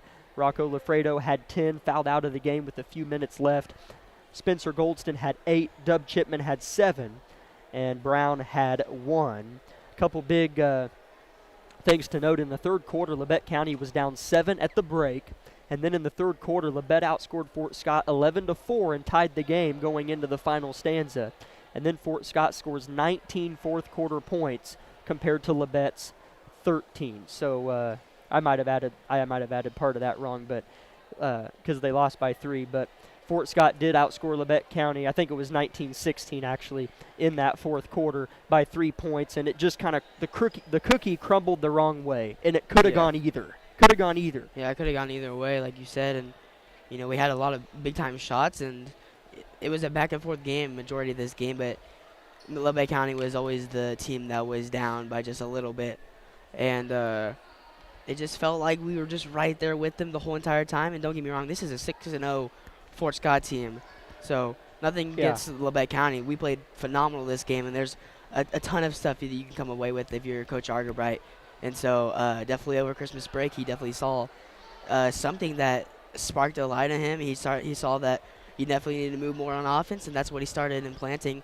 And then as well as a new starter, Briggs, and it obviously paid off. Briggs coming in and starting. We only lost by 3 to a 6-0 Fort Scott team. Well, now 7-0, and Fort Scott's been playing phenomenal. So Fort Scott coming here and winning by 3 is impressive, but I think it's more impressive for us only losing to 3 by a really well-rounded Fort Scott team. And I did find my mistake. It was 19-16, the scoring totals in the fourth quarter, and Kagan Bates had 5 points. I didn't write down his big 3-point shot to get us within 1. Can't forget about that. I was pretty excited, so I forgot to write it down. But Labette County they're still searching for that first win of the year. Came awful close tonight. Yeah, a couple things just didn't go the right way. And although, Hudson Baker had those 2 personal fouls, it wasn't like Labette County lost a ton of ground during that span. If any, they made up ground because they went up 4 or 5 after Hudson fouled out, when they were still down. So watching them overcome and adapt and even be successful with him out compared to games in the past where we kind of feel let down was nice to see. Yeah, we saw that in that game today, or in the game today, where Hudson was out with 2 fouls actually, and then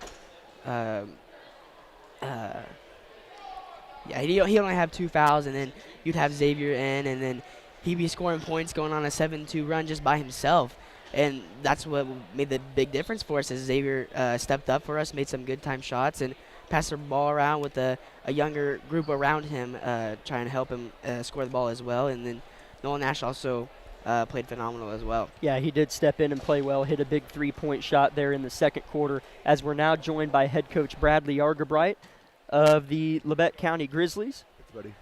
Coach, hope you had a great Christmas break and New Year's Eve. And I asked Coach Vollmer, how was this week of practice? Things get back in the groove, good for you guys? Yeah, we had a really good, break practice, and I really feel like that showed tonight. Our whole thing was just playing harder and just focusing on the little things. But really proud of the effort they gave. I wish they could have got the dub on the scoreboard, but it'll come if we keep doing what we're doing right now. It'll come. Yes. But just over break, we just worked on being a team, doing those little things, and then playing hard every second. Not just one possession that goes good, and then maybe I play hard the next one, but playing hard every possession. So. We're getting there. We are getting there. I mean, that's an undefeated team, ranked 5th in 4A, undefeated in league play, and we had them right where we wanted them. We just couldn't make a shot at the end.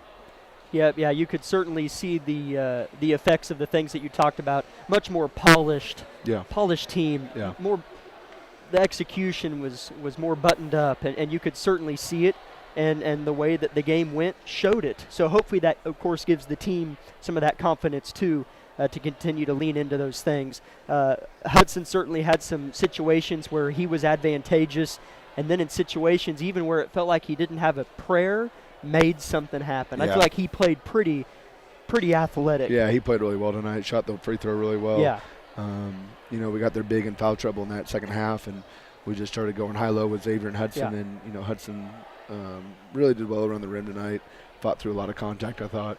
But I was really proud of Xavier Phillips and Hudson Baker of their leadership tonight. That's what we've been missing on this team.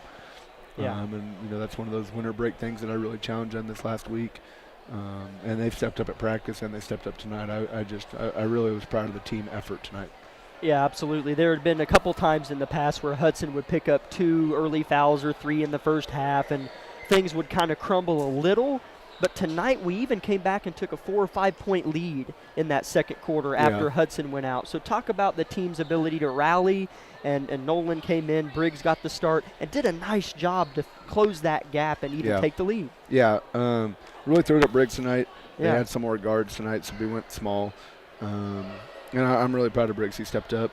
I'm trying to see if he scored. Didn't score, but, he did a lot of little things, especially defensively. He's getting better and better.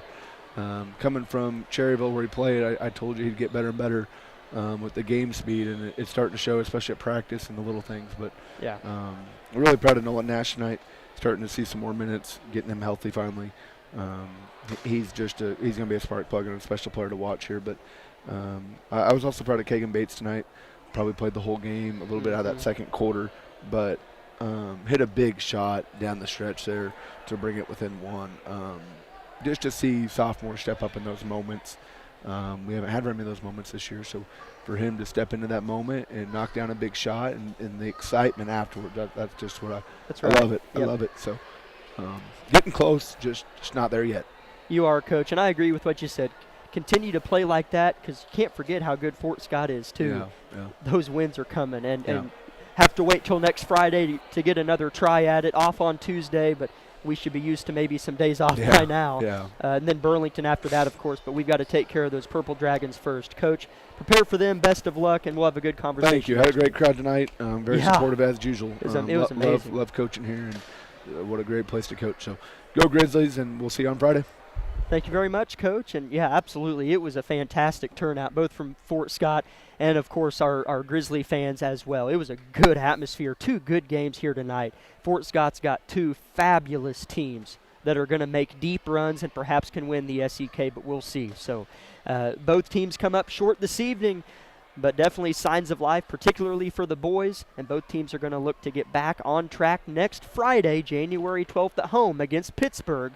Before that Burlington Invitational looms, a 3-day-a-week tournament here in a few weeks. For Lucas Hayward and Ian Harlow, I'm Jack Leake. Thank you, Grizzly Nation, for tuning in to another night of Labette County Grizzly basketball, and we'll talk